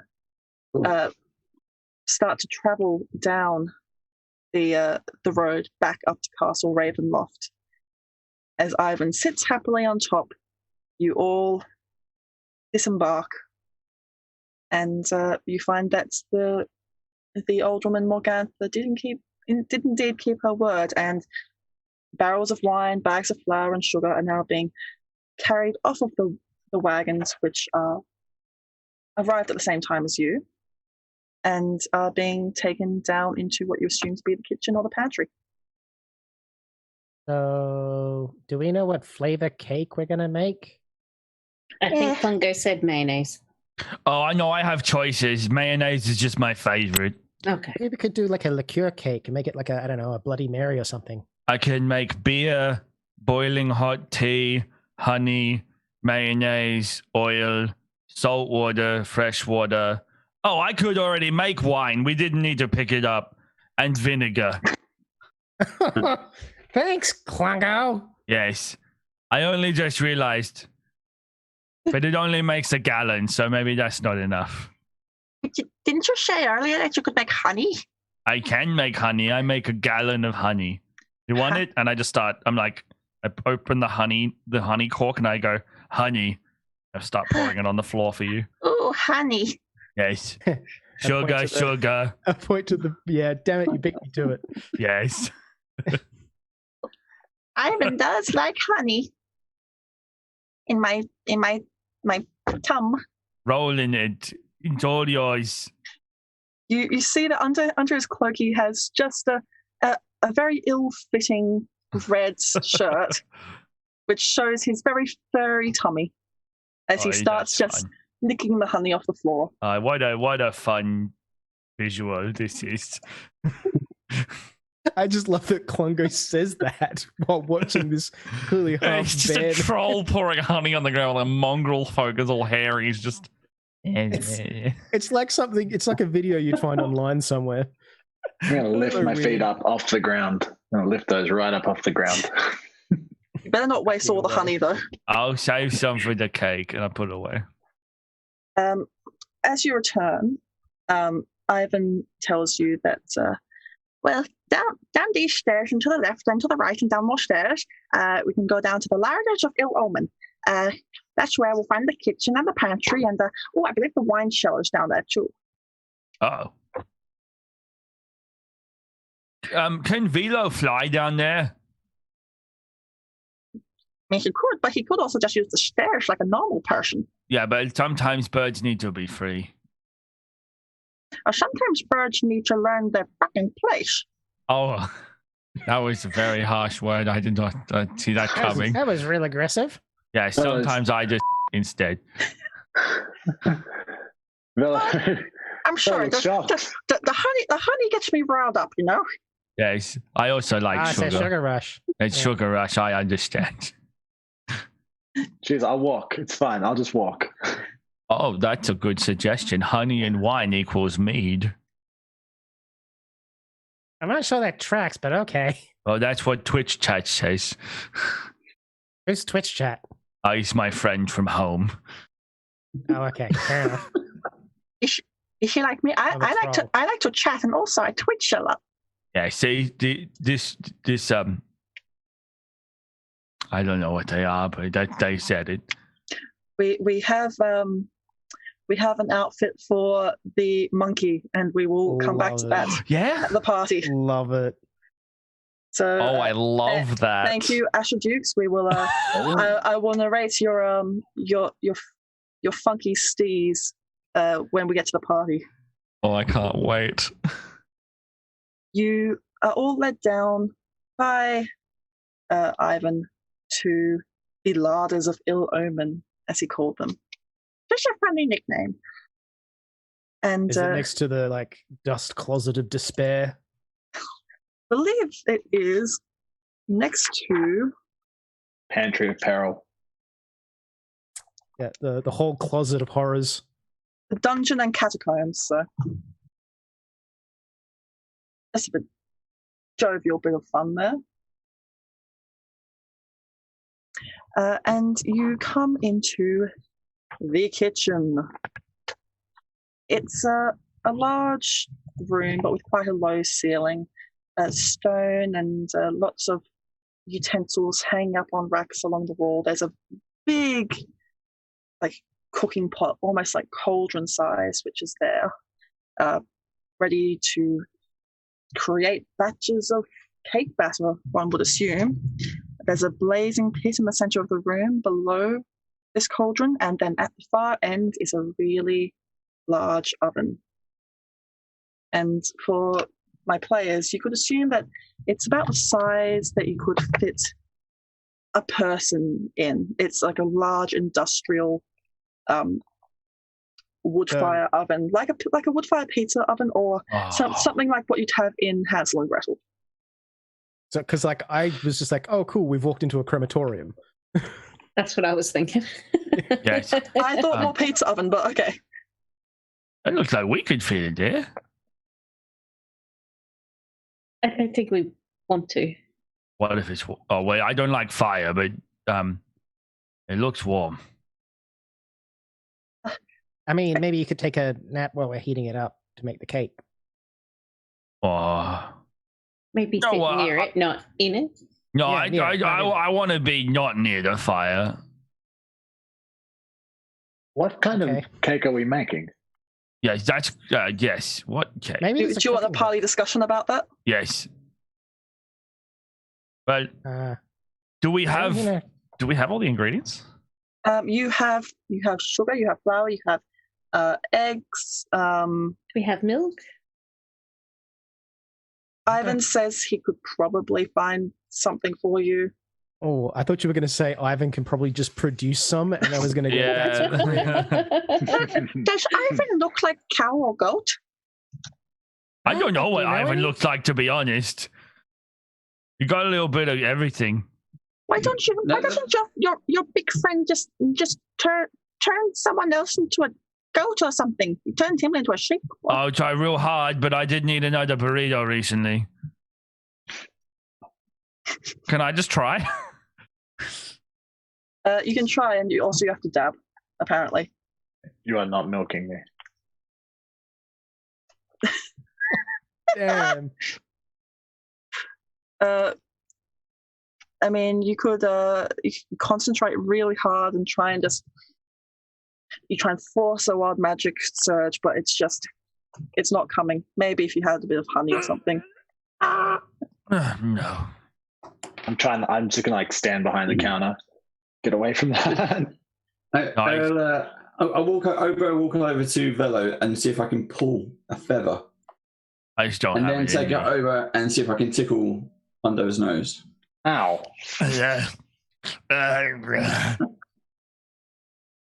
Anything. Do you sneeze? Yeah. Okay. That did it. Away. And I step out the way as well. Yeah, I like that we're just intentionally triggering this now. Room on fire. You're trying to see if you can get sheep. Do you get sheep? No, but you're surrounded by faint ethereal music for the next minute. Oh, this is fine. Now we got Love music for the party, like. We got music for a montage, a cooking montage. I need a montage. Cooking montage. It starts off pleasant, but then it becomes organ music. Dun, dun, dun. I thought you were going to do the opening bars of I Need a Hero. Oh no, I was doing the South Park version. All right, gotcha.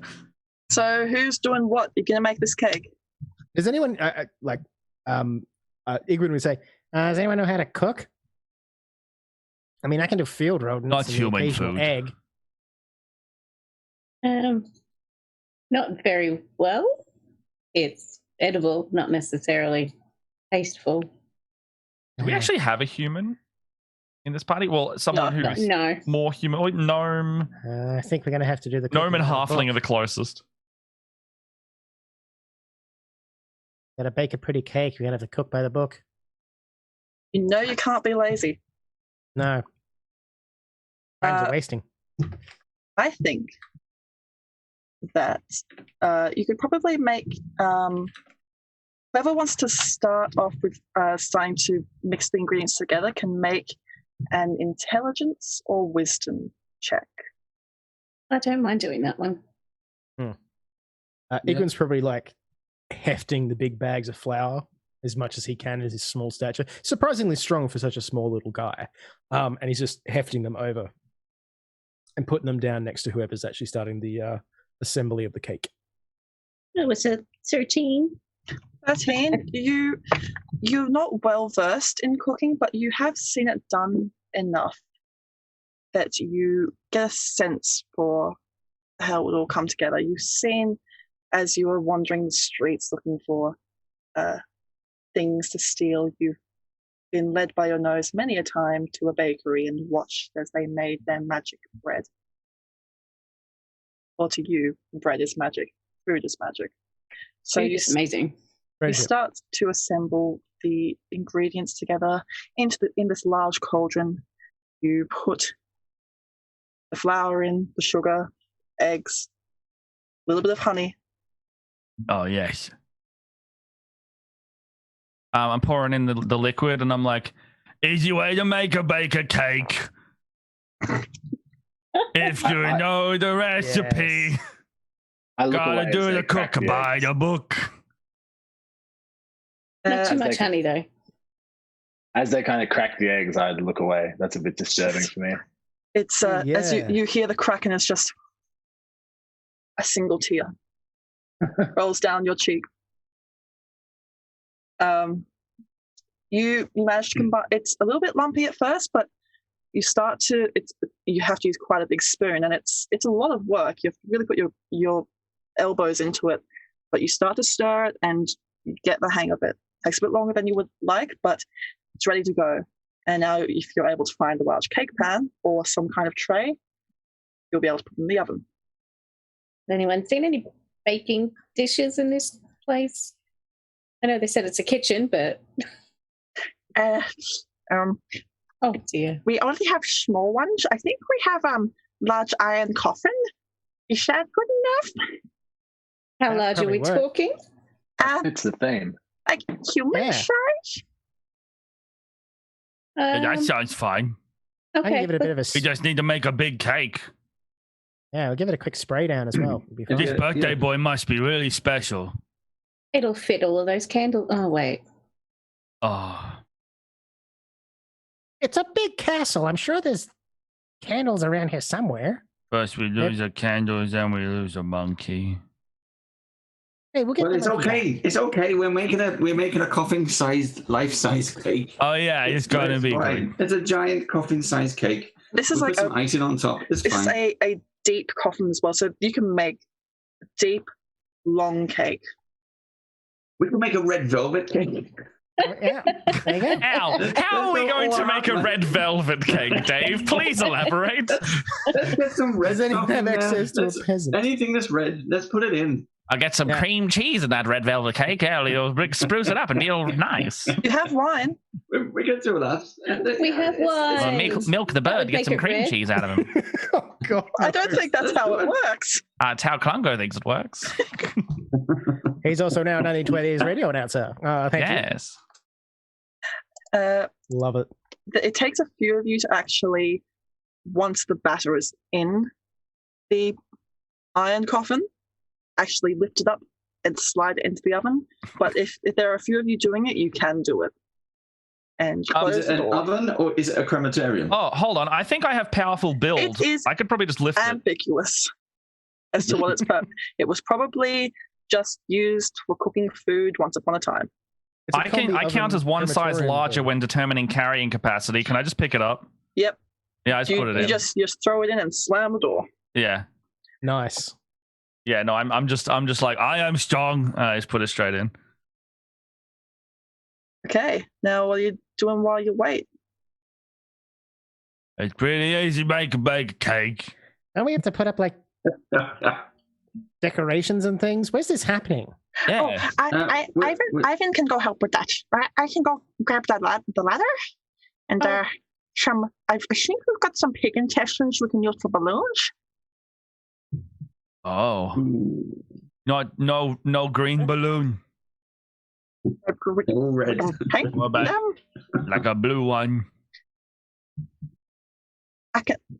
If we use your intestine, we can have blue one. No, I need those inside me. No, that's a good point. Don't they come back? If you remove some, don't they grow themselves back? Oh, you're right. Okay, cut me open. We can just keep pull all the intestines out. Okay, just chop them off, and then they go back. It was joke. Just get it grows back. He's right. Just get like a meter, and then I'll just put the two bits together, and it'll heal in 6 seconds. Yeah. Just don't put fire near me, because then it turns off. Yeah. He's like, you sure about this? Yeah, I don't care. Just do it. All right. Well, I guess roll an attack. No, as you go to do that. Yeah. Just walks in and we're just like, yeah, that's killer troll. As you go to do that, you hear the oven starts to rumble and growl. oh. Uh-oh. Did we leave it in there for too long? It hasn't been in there that long from what you can tell. But the cake's nearly done. Open me up. If you go to open the door. No, open me up. Oh, the door slams off of its hinges. Uh-oh. I would like to stealth. You can stealth. As crawling out of it, crouching, is what looks like a cake golem. Did we make what? that? Uh-oh. Uh-oh. And I'm going to move you across to my lovely picture which I made. What? Of the cake golem. What? What? Oh, that's roll cool. initiative. Oh my god. Oh, that's fantastic. Great. I love it. Please, everyone roll initiative. Alrighty. Oh, we've got some donations as well. Oh no. Thank you, Catsy, for the Wild Magic Surge, and good luck with all the monkey business. Okay. Thank you. Hey. We will set that Wild Magic Surge off at the most inconvenient moment. So I'm just going to keep that one in my back pocket. I'm just also going to let you know that I am a Path of the Wild Magic Barbarian, so I should have actually been wild magicking when I first, raged when I was in midair, and probably again in about whenever my turn occurs. 10 seconds. Okay, we can do that. Now, I'll grab a pen. We can write down some initiatives. Brilliant. Making sure that I don't have any additions to initiative. I do not. 4, 5. Okay. What flavor cake did we make? It was like a wine mayonnaise thing. Oh. And honey. What was your initiative? 26. Nice. Velo? Was it 13? The buffest cake I've ever seen. Igwin. I got a nice 18. And Obo. I got 4. Okay. You got lower than me. Oh, also, Ivan legs it out of the room. Oh. Of course he does. The cake golem goes last. He got a 3. Oh, damn. Okay. This thing's carbo loading too much. It's too slow. It's a beefcake. No, it's a cake. Maybe it's a sweet cake. I didn't put. Do we put beef in it?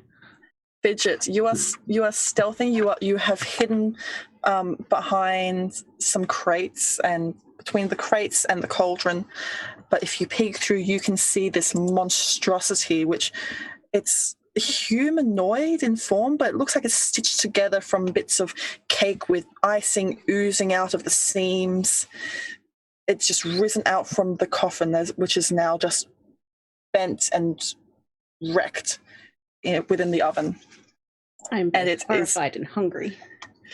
It is a very strange sight, both churning your stomach and making you crave icing.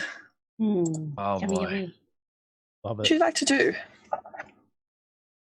Trying to work out how far my movement is because I haven't used this character in forever. And I've forgotten where my movement is.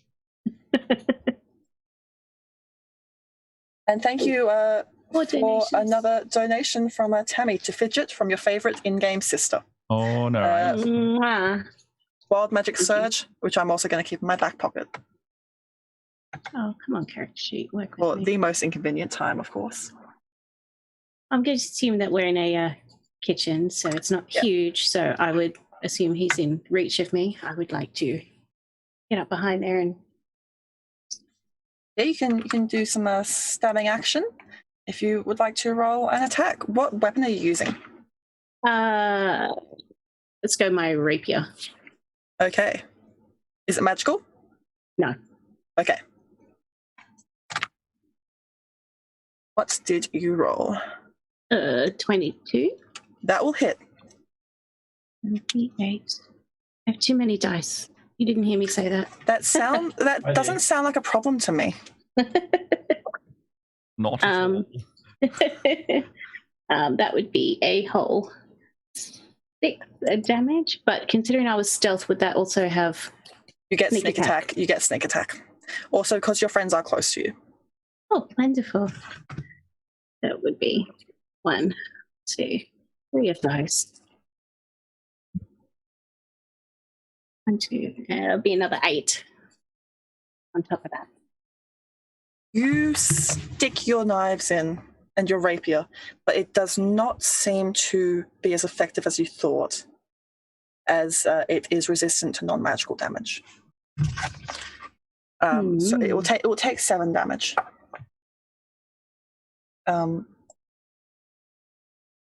But as you do, maybe it's because Klungo helped to bake the cake. It flares and you set off a wild magic surge. Oh no! Oh, I'm sorry.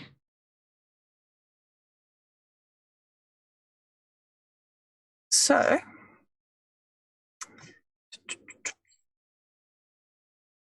you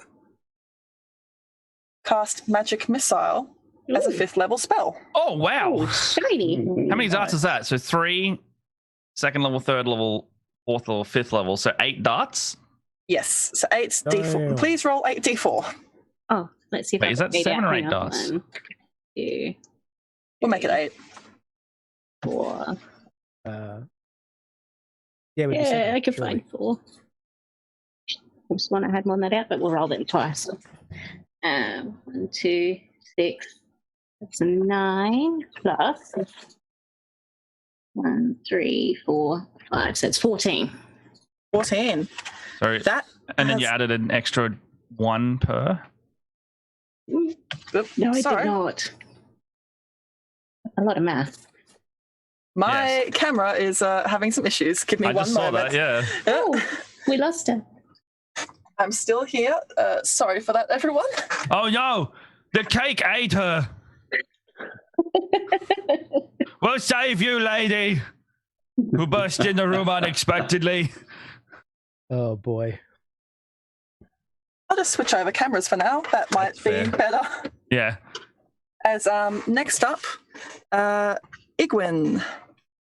Right. So Igwin, seeing this cake monstrosity rise after such a hard day's work with all these newfound friends that he's made, starts frothing at the mouth and raising the axe that he had so recently leveled to gut Klungo with, screams, "The cake is a lie!" and charges towards the cake golem, going into a rage.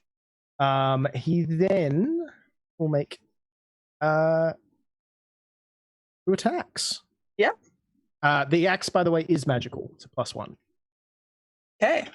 I also apologize for that terrible pun. Or I don't even know if it was a pun. So the first one is a... You are forgiven 21. for now. A 21 will hit. And the second one is a... that's a 12, unfortunately, so not so good on the other one. They will both hit. Fantastic. And he does a total of... where is it? +1. So that is a total of 12 damage. Okay. This thing opens its mouth to roar in disgust, and it spews forth honey. Oh god. Oh no. Oh no. It has all the powers of a breakfast. And is that your turn? Anything else? I don't believe I can do anything unless... Oh, hang on a moment. Sorry, 1 second, please. Sorry, I'm not familiar with playing a barbarian, so it's the whole thing. I've already used my bonus action, so yeah, that's it for this round. Second round shall be fun. In that case, we have Velo. So I'm gonna panic a little bit at the sight of this cake monster. I'm gonna flap my wings up and land up onto the land as close as I can to it. Is there like a counter next to it or something like that? There's a counter next to it. There's a few ledges as well. Yeah, perfect. So I'm going to try and land on one of those so I can reach down kind of from above it. And as soon as I can clap my hand on it, I'm going to cast Inflict Wounds. But also, don't forget you all have advantage except for Matt. Yeah, I use mine on the monkey swipe, and then Obo has 2. Yes, Obo does have 2. So what were you doing, Bello? So I'm giving it the big old cake slap from above and using Inflict Wounds. Yeah, you can. Is that a? Do you have to make a check for that? That's an attack roll. Yep.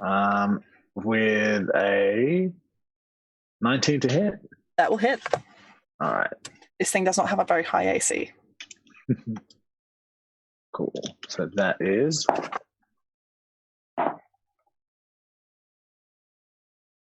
There's 9 damage. Yeah, it will take that though, and it is roaring in pain. Next up, unless there's anything else you want to do. That is all. We have Plungo. Hello, yes. I would like to go into rage. I do not approve of this alive cake. Klungo, seeing his beautiful creation and all of his honey being wasted on this creature, goes into a rage. All right, so when I rage, I have to roll on my magical surge table. Yep. And I got... no. I think I got the one I wanted. I did. Until my rage ends, I'm surrounded by multicolored protective lights. I gain a +1 bonus to AC, and while within 10 feet of me, every one of my allies get the same bonus. Oh my goodness. I am Disco Ball. So everyone within 10 feet of me now gets +1 to their AC, and that brings my AC to 20. Yep.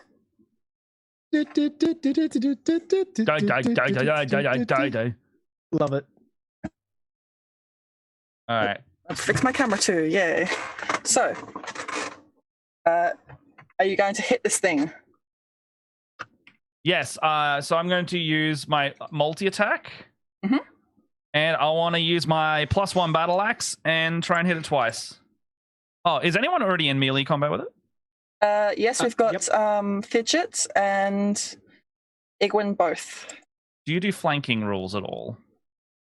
Go for it. I want to get around and flank with it to give myself advantage. To give myself advantage on the rolly roll. You can do that. 18 plus 8, 26. To hit? Yeah. Yeah, that'll hit. All right. Its AC is 9.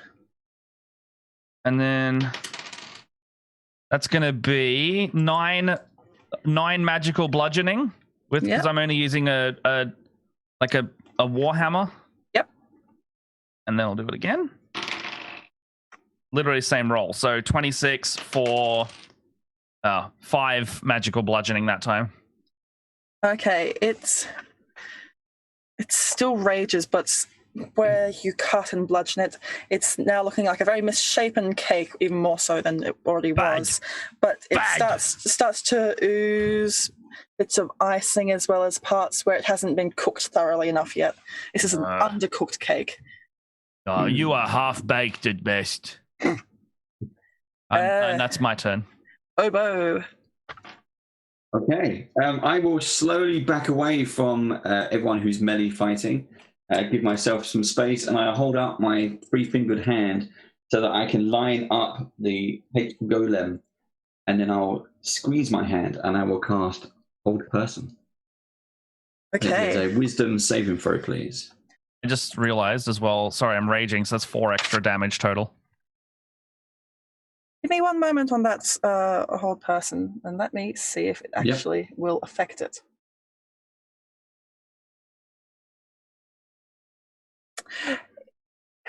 It will not affect it. Ooh.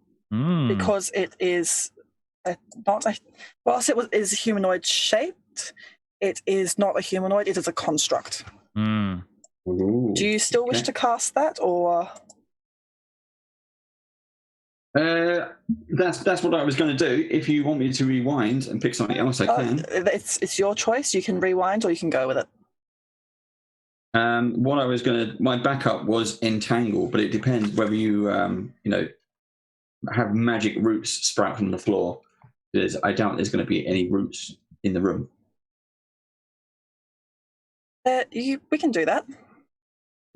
You are close. You are closer to the ground in this chamber anyway. So if you do that, roots will begin to crawl in from the sides of the room and up through the cracks in the cobblestone and the pavement, and it will wrap itself around the legs of this creature. And as the thorns dig in, it oozes more uncooked batter. Okay, that's cool. And now it is its turn. So, who is near it? Most of you. It's not happy with you. So it looks down at this birdman that's in its face and this small spiky thing, and it is going to make 2 slam attacks. It will make the first one on Velo and the second one on Igwin. A 22 to hit Velo. That hits. And a 20 to hit Igwin. Oh, you know that hits. Okay. So now it is going to do 13 damage to both of you. Eesh. That's a lot of damage. And God damn it. What? That's a lot of damage. That's a lot of damage. It's more than my fingers. Now, I feel like Klungo in another life would be the dude who saws those boats in half. You'd be an esports shoutcaster. who had the most hand in making this cake? I don't know. I think it's sort of between Fidget and Klungo. Okay. Oh, is it? Well, Fidget, it is back around to your turn now, so I will actually let you make an Arcana check. Ooh. Well, that's maybe not too bad. I do still have disadvantage, so sorry, I will re-roll for one of those. Okay, that was a 13 for me. Okay, it will miss Igwin. That was a damn. Okay, that was then only a 10. Cool. Unless that hits you, I don't know. No, 10. You're not a wizard. It's okay. Yeah. Thank goodness. Thank you for the reminder there. So you got a 13 on the Arcana. Yep. You can't quite recall, and you're rusty with your magical knowledge, but you've read that sometimes the creators are supposed to be able to control these things. Well, not whatever this is, but other constructs that they've made. Maybe there's something that you could do. Ooh. I watch my mind go blank while I think of this one. We can come back to you if you want. I would like to hold yes. Yes. In that case, we will, while Fidget thinks of what to do, Igwin. Cool. Well, I'm gonna use my attack, but for my first, I'm using my attack action. But the first attack, I'm going to attempt to grapple the beastie. Yep, you can do that. So we're making opposed strength checks. Baby, I rolled me a 20. Okay. Like a nat? Plus a nat 20. And is that it's a opposed check, so athletics, yeah? Yes. 27. Okay, well, I'll roll, but I don't think, we can't do it. You grapple it. Damn. Yeah. And then, because I have the grappler feat, I'm going to try and pin this sucker. Yeah, you can do that. As you get your arms and fists in there, and you just get fists full of cake. Nice. It's actually as an action, so I can't do it this round. Okay. But because, sorry, I said okay. It is held. It is hold. It am held. I'm gonna then try and bash it with the axe one more time. Okay. And I'll use my advantage on that one. Thanks very much, Wooden Forge. 18 on the die. I'll hit. 25. Beautiful. Big damage, no whammies. Come on, guys. That is 11 on the dice, +4, +3 because raging and magical. So 18. 18. Okay. Beautiful. And then, as a bonus action, I'm gonna hit it with my spikes. Okay. Oh, how many bonus actions do you have? Just the one. Okay. But I used it in the previous round of rage, and this round I used my attack in my attack action as a special move to grapple. Okay.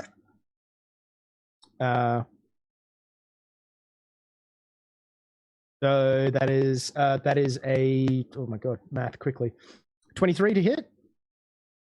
That'll hit. And that's just going to be it's going to be 7 points of damage as I drive the spikes of my hedgehog armor deep into its cakey mess. Still screaming all the while. I don't know, something from Lazy Town, perhaps. You didn't do the cooking by the book. No, we did. I think we did, but it's in a coffin. Oh, we were lazy, though. A poor artisan blames his tools. Yeah, no, I never said I was a baker. In that case, it is now Velo's turn, as I am also trying to figure out how much HP it has left. It is your turn. I am going to do pretty much the same thing again, except this time I'm going to reach down, kind of put one hand on the cake man, cake golem. I'm going to use it as a springboard and try and land in front of it. And as I do, cast out inflict wounds one more time. You can do nice. that. That is a 15 to hit. That'll hit. Oh. The squishy cake, it is undercooked. This is not going to win you any favors with Paul Hollywood, and especially not with Mary Berry. That is 18 points of damage. Okay. This cake is looking malformed now. Fidget, have you figured? Oh, actually, we can wait till it gets around to its turn because you might be able to do something there. Klungo. Oh, Klungo. So are you is Egwin grappling at the moment still? Yep, grappled, but I haven't pinned. So if I was to say pour a bunch of liquid on it, that would hurt you, wouldn't it? Probably, but also I'm in a rage, so I don't really care. Also, it would also probably hurt Fidget and Velo because they are all very close together. Yeah, I am smart enough not to pour boiling tea on you then. We hope so. I with my intelligence 10, Klungo will not do that, and he will attack instead. Okay. All right. Well, that's a 16 to hit on the first one. I'll hit. Where's my dice? Plus that. I think that's 11 magical. Yep. 11 magical bludgeoning. Second attack, 22. For 9 magical bludgeoning. This thing looks like it's on its last legs. Oh, get it! Just take a bite out of it or something. Obo, you gonna bite into this thing? This is my rolling pin, and then use your teeth to mash it. I wasn't gonna bite it. I'm staying in the corner of the room, but I wasn't planning to bite it. How do we know it tastes any good? Well, it looks a bit undercooked, so I was gonna heat it up a little bit. Oh, okay. Okay. Okay, I will close my eyes. So yeah, step back a little bit, Klungo. And Orbo kind of concentrates and he bangs his staff down on the floor. and he closes his eyes and does a little hum. And it casts Great Bonfire in the middle of the construct. Okay. Can I'll make a con save for it. Can a Klungo and Igwin make Constitution saves, please? Oh, and Certainly. I guess Velo and Fidget as well.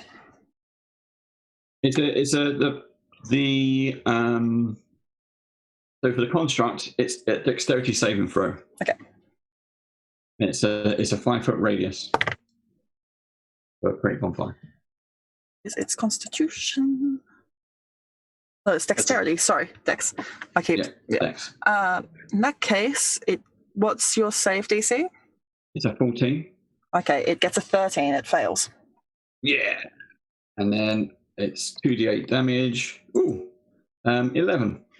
Okay, it screams in pain, and it is so close to being done.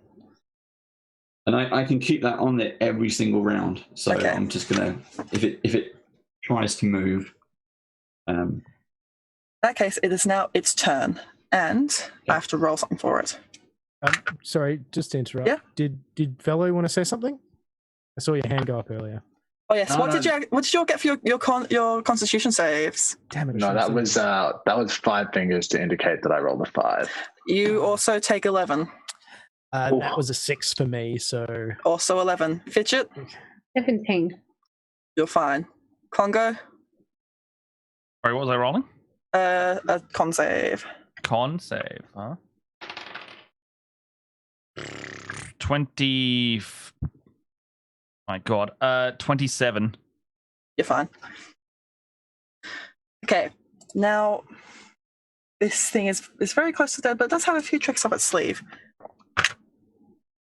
It rolls a 6, it goes berserk. The golem will attack the nearest creature it can see.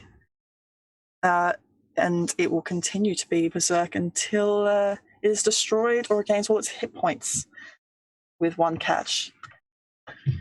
Now, Fidget. As this golem will attempt to attack Ongo, you realize that you can try and calm it down as its creator. Wonderful. So if you make a charisma check, let's do it. You have to pass a DC 15. Oh, I was in nat 20. So. What do you say to this thing? I'm going to tell it to sit down. You're not done. We need to fix this. Okay, it will halt in its steps as it's about to smack Klungo. And it's... I can take it. Burning, and grappled, it just shuffles down to the floor. Now what do you want to do with it, guys? I want to at least taste it to see if we did any good. Yeah. You can stop splattering it. I mean, you could try cooking it further, but I want to get a little bit together. I will make like a cupcake. Okay. And so we can take that and say we did our job, but it got complicated, and here's the evidence. What if I just tell it to get back in the oven? You can do that works. That's a good idea. Yeah. You could tell it to serve itself to guests. Yeah, walking cake. That just kind of seems wrong. Igwin's also peeled himself away, and it's just like cake on the front, party at the back, I guess. But got a mullet. Yeah, that's it. Yeah, a gnome with a mullet. I love it. Let's try and finish cooking it. Let's get it back in the oven. Yes, I agree. It starts to use its soggy, clumpy hands to rearrange the coffin so it's not bent anymore, and then just climbs back in. That was easy. And you can terrifying. Close the door it's on one of its hinges. It'll do. It'll cook. It'll be fine. Maybe. I'll shove the bonfire in there with it as well. Okay. Yeah, nice. Extra. A little bit of extra crisp on top. Yeah, we'll put the bonfire underneath the coffin so it's nicely cooked. We have another wild magic donation from Dragon's Fire. I'm still raging. Oh, I just didn't realize. Sorry. So I'll get Matt, if you can roll me a wild magic, and also can Igwin please? I will roll on wild magic for you to see what happens. Wait, what am I rolling for? Oh, you just surge. Oh, okay. Give the people what they want, Matt. That's it. Yeah, all right. Yeah, fair enough. 3. I'm excited. First surge of the night. May you please roll a d10? Me? Yeah. Okay, let's see what the danger dice tell me. That's a 5. Okay, you shrink by 5 inches. Igwin is so happy. He's You just look so younger. Normal gnome size. Did you get? I've had this height complex for years, and now I'm a normal gnome size. This is the best day ever. And that doesn't wear off. That is permanent. To borrow an Australianism, he's stoked. So I'm standing next to an intangible spirit now, and it looks like a flump. And oh no. Okay. I go, oh hello, are you the cake spirit? And it just kind of looks at me and goes and starts just like floating around the room. And then it just explodes. And this last, and then another one just comes out like of nowhere.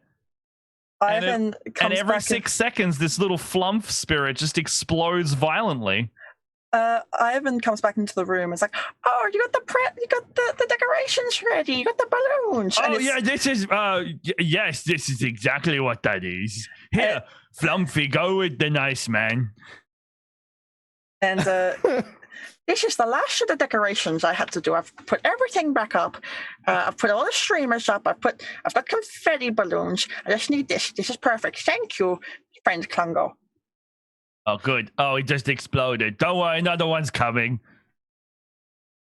It's horrible. The cake is ready, and there's It just says until my rage ends.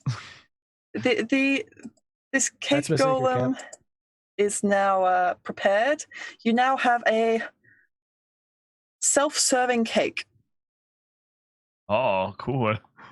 So you don't have to do anything. Yeah, we die. It will go around. It will serve itself to people. I was picturing this like horrible bipedal cake just ripping parts off itself, and just people are like, "Oh, yummy mayonnaise and honey." You know, yummy, yummy, yummy mayonnaise and honey. And I feel like eating some. It is now the moment of truth. Your birthday boy. You go up to the throne room. It's been decorated quite nicely by your friend Ivan, to be fair. Like he's gotten rid of most of the cobwebs. There's actually people there, Vistani, some of the more wine-starved villagers. And your friends, the sisters from the windmill, though you see them now in their true forms as 3 night hags. Oh, Obo. The date's here. Oh, three of which them. one was it? Oh, three of them. You see Morgantha is the one holding the monkey, who is wearing a tie-dye jumpsuit with a pork pie stussy hat and sky blue Crocs. You're welcome, Asher Dukes. You say a stussy hat? I love it. Yep. Like the S thing? Yep. and just for fun, those blue Crocs, they have those 3D printable Croc spurs you can put on the back of them. Oh my god. Oh my god. Oh my god. Oh, he looks so handsome. Thank you for bringing him back. You're gonna be good, you little. As he turns around and he points at the back and shows you he has several expletives on the back of his. That one's the bad word for what you call someone's mum. And we have another donation from a Beakapar. I will keep that wild magic for just a moment. Rahadin is looking around the room and he sees your cake golem and he raises an eyebrow but sees as it's going around and serving itself to esteemed guests, it's not the worst arrangement he could have foreseen. I just look over at him and just give him a big thumbs up. As you are reunited with your monkey, I am going to roll. Whoop, there goes one of my dice. I'm going to roll a wild magic surge. Oh no. Oh no. I'm going to say I love these wild magic surges. They're very funny. They are amazing. Your monkey turns into a sheep. Oh! I want a monkey! With Crocs and a stussy hat. Oh, he's got 4 Crocs on now? Yes. Oh. The tie-dye like wool. And tie-dye wool, yes. I look at it and I'm like, well, I did want to eat a sheep earlier, so this will do. Oh, no. Let's pick the sheep up. You pick the sheep up. And it's at this point that the room goes dark. And there's a stillness that goes across all of the guests. You see through the darkness and through the shafts of moonlight that are coming in through the cracked windows, now decorated festively. Oh. A swarm of bats, which reappears and forms into a humanoid form upon the throne dais as Count Strahd Von Zarovich stands before you. I thought it was a little boy. We didn't want to correct you. You were having too much fun. Oh, okay. The whole room goes quiet and the villagers in fear bow down. Igwin does like what he thinks is a good approximation of a bow to kind of. I just stand there looking around.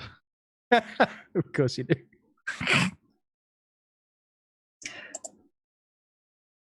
Ivan will actually come running up to Strahd. Oh, sure, my lord, I have something special for you. Here's your party hat. And he puts a little cone on top of his head. These are your special guests. They're very special. They planned your very first birthday party. Yes. And he bows and gestures over at you.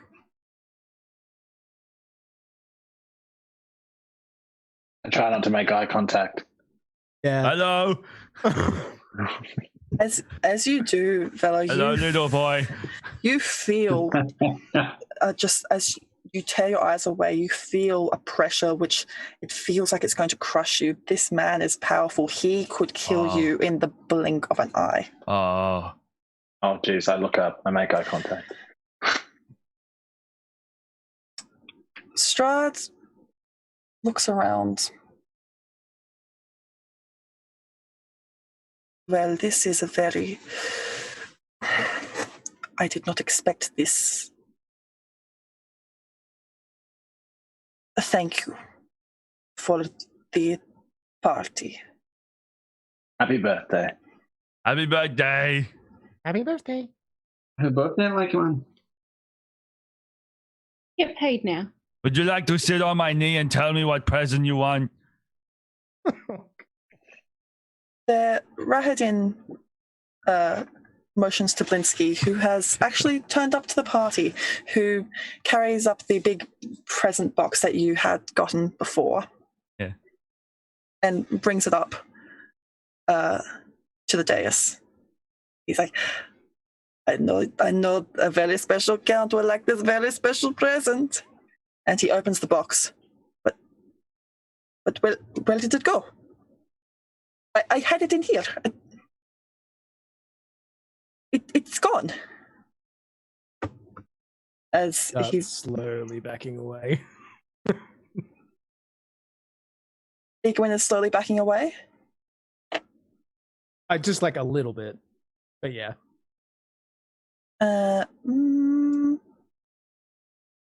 You and Fidget, because you're both about the same height, can make perception checks. Oh.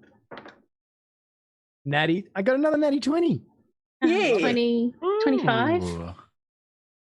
You both see out of the corner of your eye a flash of movement. I whip my head around to look at it. Okay. If you didn't know better, you could swear it was a little boy in a jester costume. Was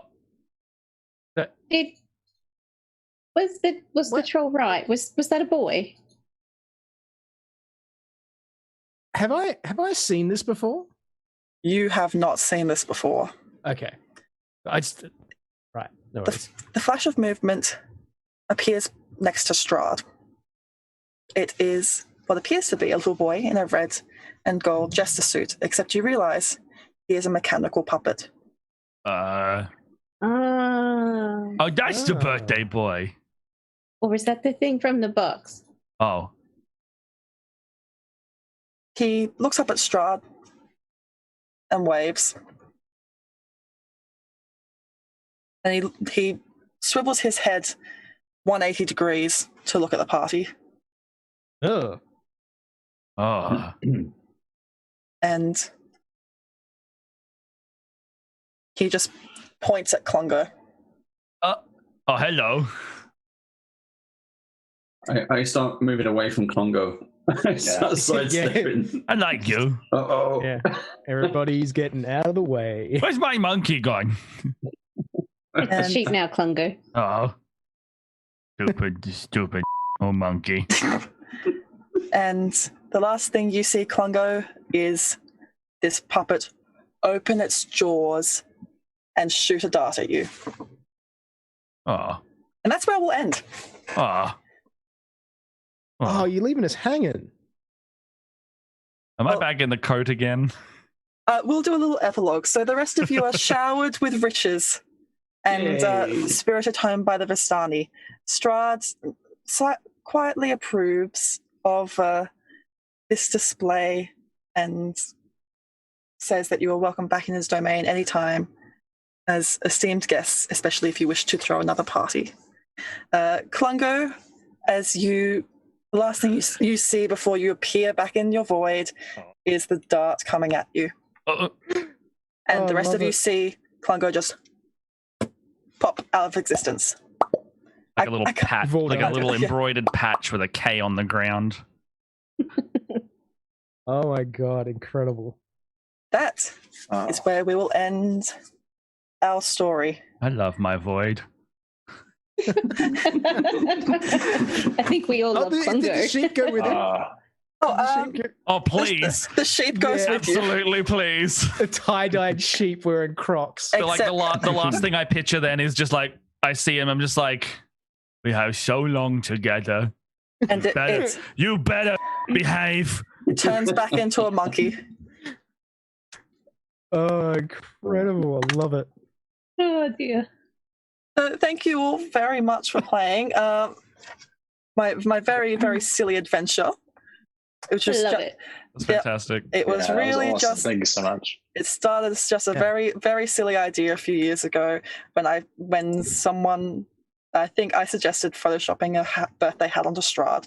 So I think I remember you talking about it like last year at some point, and I was like, you need to do this. And I totally forgot about it. Thankfully. So thank you all for the donations as well. Lovely chat. I believe we had a few entries into the raffle. I believe the voice from the void can let me know. And I'll hand it over to Sarah in a moment for information. But I think first let's go around and thank our players, and please say where we can find you. We'll start with Matt Briefcase. Hey, thank you so much for having me. That was so fun. I loved bringing the character I created on the spot from the other day into this.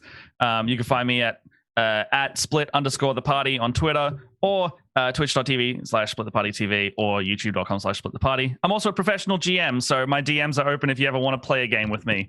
It pays my rent, so thank you. And I'll see you next time. And next we have, I believe, if I can get the right tab, Sheldon Velo. Hey, so I'm from Fate's Grip. You can catch us at Fate's Grip on Twitter or at twitch.tv/Benneckelder. On fatesgrip.com, we stream at 6:45 p.m. Australian Eastern Standard Time every Tuesday, and we'd love to see all of you there. You guys have been awesome. And Dave from Band of Badgers. Yep, that's me, Dave from Band of Badgers. We are a TTRPG club based in the UK, but we also do live streaming on Twitch, twitch.tv/Band of Badgers. Also find us on YouTube, again, /Band of Badgers. We work with a variety of publishers, and we have special guest players on every single episode, including Matt Brown here, has been on twice now and done the story, and he'll be on future shows as well. But if you want to get in touch, if you're a writer, an artist, a designer, or creator, and you have something for the RPG community, or if you just want to come and play some games, just get in touch. And weirdly, when everyone we've done a lot of baking in this episode, and lots of comments about Bake Off. We have a show called The Great British Brush Off, where we paint miniatures. So come on, and if you don't want to play, come and paint, and we'll see you online. Fantastic. Matthew from There Be Dragons. Yep. I'm Matthew. I played Igwin tonight, and I'm the DM for There Be Dragons, a Dungeons & Dragons podcast set in a bespoke world of gunpowder and swordplay. You can check us out at There Be Dragons on Spotify, on iTunes. Pretty much just search There Be Dragons on any kind of podcast platform, you'll find us. I play with 5 very close friends of mine, and we're based in Western Australia, which is a town that I think doesn't get that much love when it comes to creative, cool D&D stuff. There's a couple of us. They're pretty cool people. But yeah, look, thank you so much for having me on. Not being one of the people who normally does Twitch stuff. It's been really cool to hang out with you all and meet some cool people that I've known sort of in passing, and others I've met for the first time. Yeah, and thanks to Sarah for inviting us along. Yeah, thank you, Sarah. And speaking Absolutely, of Sarah, my pleasure. Yeah, thank you so much. Well, I'm Sarah. I'm the other half of Meeples and Dragons. If you were with us this morning, you saw my other half, John. We are a TTRPG online store. We strive mostly to work with creatives from overseas to make their stuff more accessible to Australians, because shipping sucks. We also do a heck of a lot of work in the community. We have our university sponsorship club that we do every year. That's grown exponentially this year. It's been really, really fun to do. And of course, we now have Jasper's Game Week, which has just been absolutely phenomenal. I have loved talking with every single one of you that have been involved with this. I'm quite certain you've probably all got sick of my emails at some stage. Never. You're always a delight. Absolutely. Sorry, it was absolutely a blast. Again, thanks so much. I couldn't DM this year, but I'm very keen to maybe throw my hat in the ring next year if you do it again. Absolutely. So yes, I can't thank anyone who has been involved with this. I have no words. You guys have made this possible, and especially the team at Ardent Roleplay. I mean, without Ardent Roleplay, we would not be on Twitch right now doing this. Seriously, go and check out their stuff. We do have their cards in the store if you're in Australia and you do want to buy yourself a set. We've also got their print play. So we are at Twitter, so Meeples_Dragons on Twitter, and our store or website is meeplesanddragons.com.au. Come and check us all out. And I have been your Dungeon Master, ScarletMoth. You can find me on Twitter at @ScarletMoth. I am an artist, a cosplayer, a tiefling aficionado, and D&D lover. We've been on hiatus for a little bit, but hopefully we'll be getting it back up and running soon. I run a 5th edition Elder Scrolls themed campaign, which actually features Matt from Split the Party as one of our players. And hopefully we'll be getting that back up and running within the next few months. Yes, I want to play a bit more Crassius. Yes.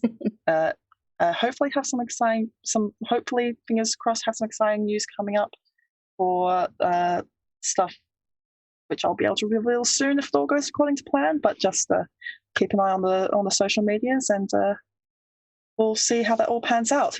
And I believe we actually have a raffle winner for tonight's raffle. And Sarah, what is our raffle winner going to receive? They're getting a 2-pack of our own design glasses. They're laser engraved right here in Australia. They come out in a very sturdy silk-lined gift box with our very own artwork on them. So one for the Game Master, and tonight has one for the Rogue. Very fitting. And the winner is Dragonspire, who I believe was starting a little bidding war with one of the other participants. So much Very magic. Nice. Congrats. So please enjoy your glasses and your silk-lined box. That's very exciting. I will be in touch with you soon for your details. And thank you again, chat, for all of your donations. I believe they are all going to support Beyond Blue, which is you're raising money for suicide prevention and mental health awareness, all in concert with the concept which Fenway Jones thought up a few years ago. And we can't thank her and the whole Jasper's Game Week team enough, and we can't thank Sarah and Nichols and Dragons enough for running the whole Australian side of the event. Yeah, shout out to all the organisers. You guys have done such good work. Yeah. And a big thanks to you, Scarlet, for DMing. I don't know if we did that. Oh, Thank yeah. you so much. You're most welcome. This is only the second time I've run this adventure. I'm glad that you all enjoyed my silly little idea. I had a blast. It was great. That's awesome. And if anybody wants more Cake Golem action, I might have to make some real art of it. Yeah, do it. instead of just drawing icing over the official art. Yeah. I believe that is it for tonight, and hopefully we'll see you around tomorrow for more games. I will actually be in the 7 p.m. game tomorrow night if anybody's going to be around. But hopefully we'll see you all for the rest of the week. See you later, guys. Catch you later. Bye. See you later. Bye bye.